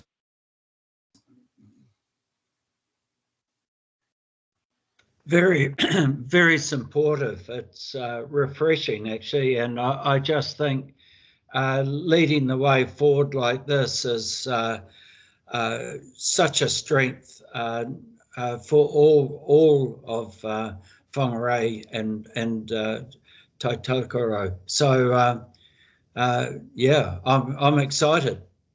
Thanks for the work. Any other comments around the table? Your Worship. I'm just glowing and buzzing from the explanation of the process. Thank you for that insight, and the decision-making framework I think needs to be applied to everything. So fabulous. Thank you. Thank you. I'd just like to make a comment here to Rā-Marie and your whole team here. I'd like to catch up between, sometime in the next 10 days, if it's possible, just to get a really good understanding from the chair's point of view, because I think it's a massive amount of work And I think we need to streamline and push where we can and hold back on the harder stuff. But I think there's a really good plan there. I really support what you're doing there. I like the outlay, and I think we can advance this really quickly if we all work together on it. So that's my comment. Any further comments? We've done well. Councillor Murphy. Thank you. Just a question there. I would really like to know, maybe get the team to think about what other support they would need to take this work that they're doing out to kind of communicate it. Do they need resources, for example, to make a little video? Please come back to us if there's resources that you need or ideas that you have about how. Well, I mean, I know you're developing the whole engagement strategy, but I'm just thinking, yeah, I look forward to hearing the ideas, because I think, yeah, we really need to tell the story about what we're doing. Councillor Murphy, that's some of the things I want to get on with the team. That's one of the reasons why I want to have a meeting with them. So that's cool. Any further comment? Yes, I have one question. We're doing this work, of course, unsurprisingly, across a whole number of other programs, and I'm just asking what ability there might be for us to collaborate across those, Puawai and Council, of course, as a council contractor. Should I quickly respond to that? Yes, please. Yep, cool. So the idea is to collaborate as much as possible with existing kaupapa where we can, and in particular those kaupapa and projects that are already underway. We're not about to reinvent the wheel and try and start things from scratch, because we're conscious that there's actually a whole lot of mahi already happening across Te Tai Tokerau, and we're very conscious of over consultation, I suppose, because that can be quite a burden. So we have identified some key projects, and we're actually keen to hear if you've got any ideas on any other particular kaupapa. We've identified ngā kahui wai Māori as one particular kaupapa, and we've got a couple of other ones up the line in Te Hukua, Te Ika, and the Hokianga too. Great. There's a regional group that is working on Te Mana o Te Wai, working on that whole program and how that rolls out. So I'd look forward for us to be able to work together. Thanks, Paul. So feedback to Shelley and Bernadette is yes, and looks really positive. But we just need to tidy up a bit. So can't see any more hands. So we'll bring a conclusion to discussion. And that's the final agenda item on our agenda. But I want to make a couple of comments on the conduct of the meeting and some of the comments that are made during the meeting. I feel that we've got to get into a massive amount of detail in front of everyone. And I think there is a process where we need at our top level to streamline the process. And our manager, I'll be having to talk to Whangarei, and we had a good talk yesterday. The meeting's gone particularly well today for our Lincoln meeting. I thought everyone's contributed really well. But I think because we're moving at pace, and we want to keep it moving at pace, and it's like Councillor Benny did before, that setting up that task force on housing, to get the best outcome, you know, there's going to be frustration built up if we just sit back on our hands. So the best way to handle a frustration is to actually do the opposite, is come forward with a solution. So don't come with a problem, come with a solution, or some way we can advance and work really quickly together. I think I really want to thank everyone for your conduct and your input into today's meeting. We've got a really good understanding where we're going, and it's great to see everyone buying into that. I think we've got a really good understanding of what we can do, and I think we've got a really good understanding about how well our staff are now supporting this committee, and we've got some really good staff doing some really good work, and it's up to us to make sure they get the quickest possible route through that work. And so it's come to us to come with a mindset that we're going to move this along. And I like the comment that Adam just made. We've got 12 months left. We're at a stage where we can make a real difference now. We've done a lot of background work. And I just want to thank you once again for your input and how well you contributed to this meeting, and to thank our staff for how well you're supporting us. So thank you. And so with that, I'll hand back to Tami or Aparama to close the meeting, please. And thanks very much for your input today. Ka pai, hoi no e mihi tonu ana ki a tātou. I'll offer our closing karakia. Yeah, thank you very much. Ka pai. Nā reira hoi no ki hakatari ake te kōrero ki te tāhuhu roa o tō tātou whare. Turuturu ātai, turuturu auta. Whāno tū mai te toki a haumi e. Hui e tāeki. Tāeki. We got lunch. Ka kite koutou. Ka kite. Yeah. Thanks, very much, Phil. everyone. Been great. Awesome meeting. Thanks, Phil. Well Ka done. kite. Ka kite. Thank you. Bye.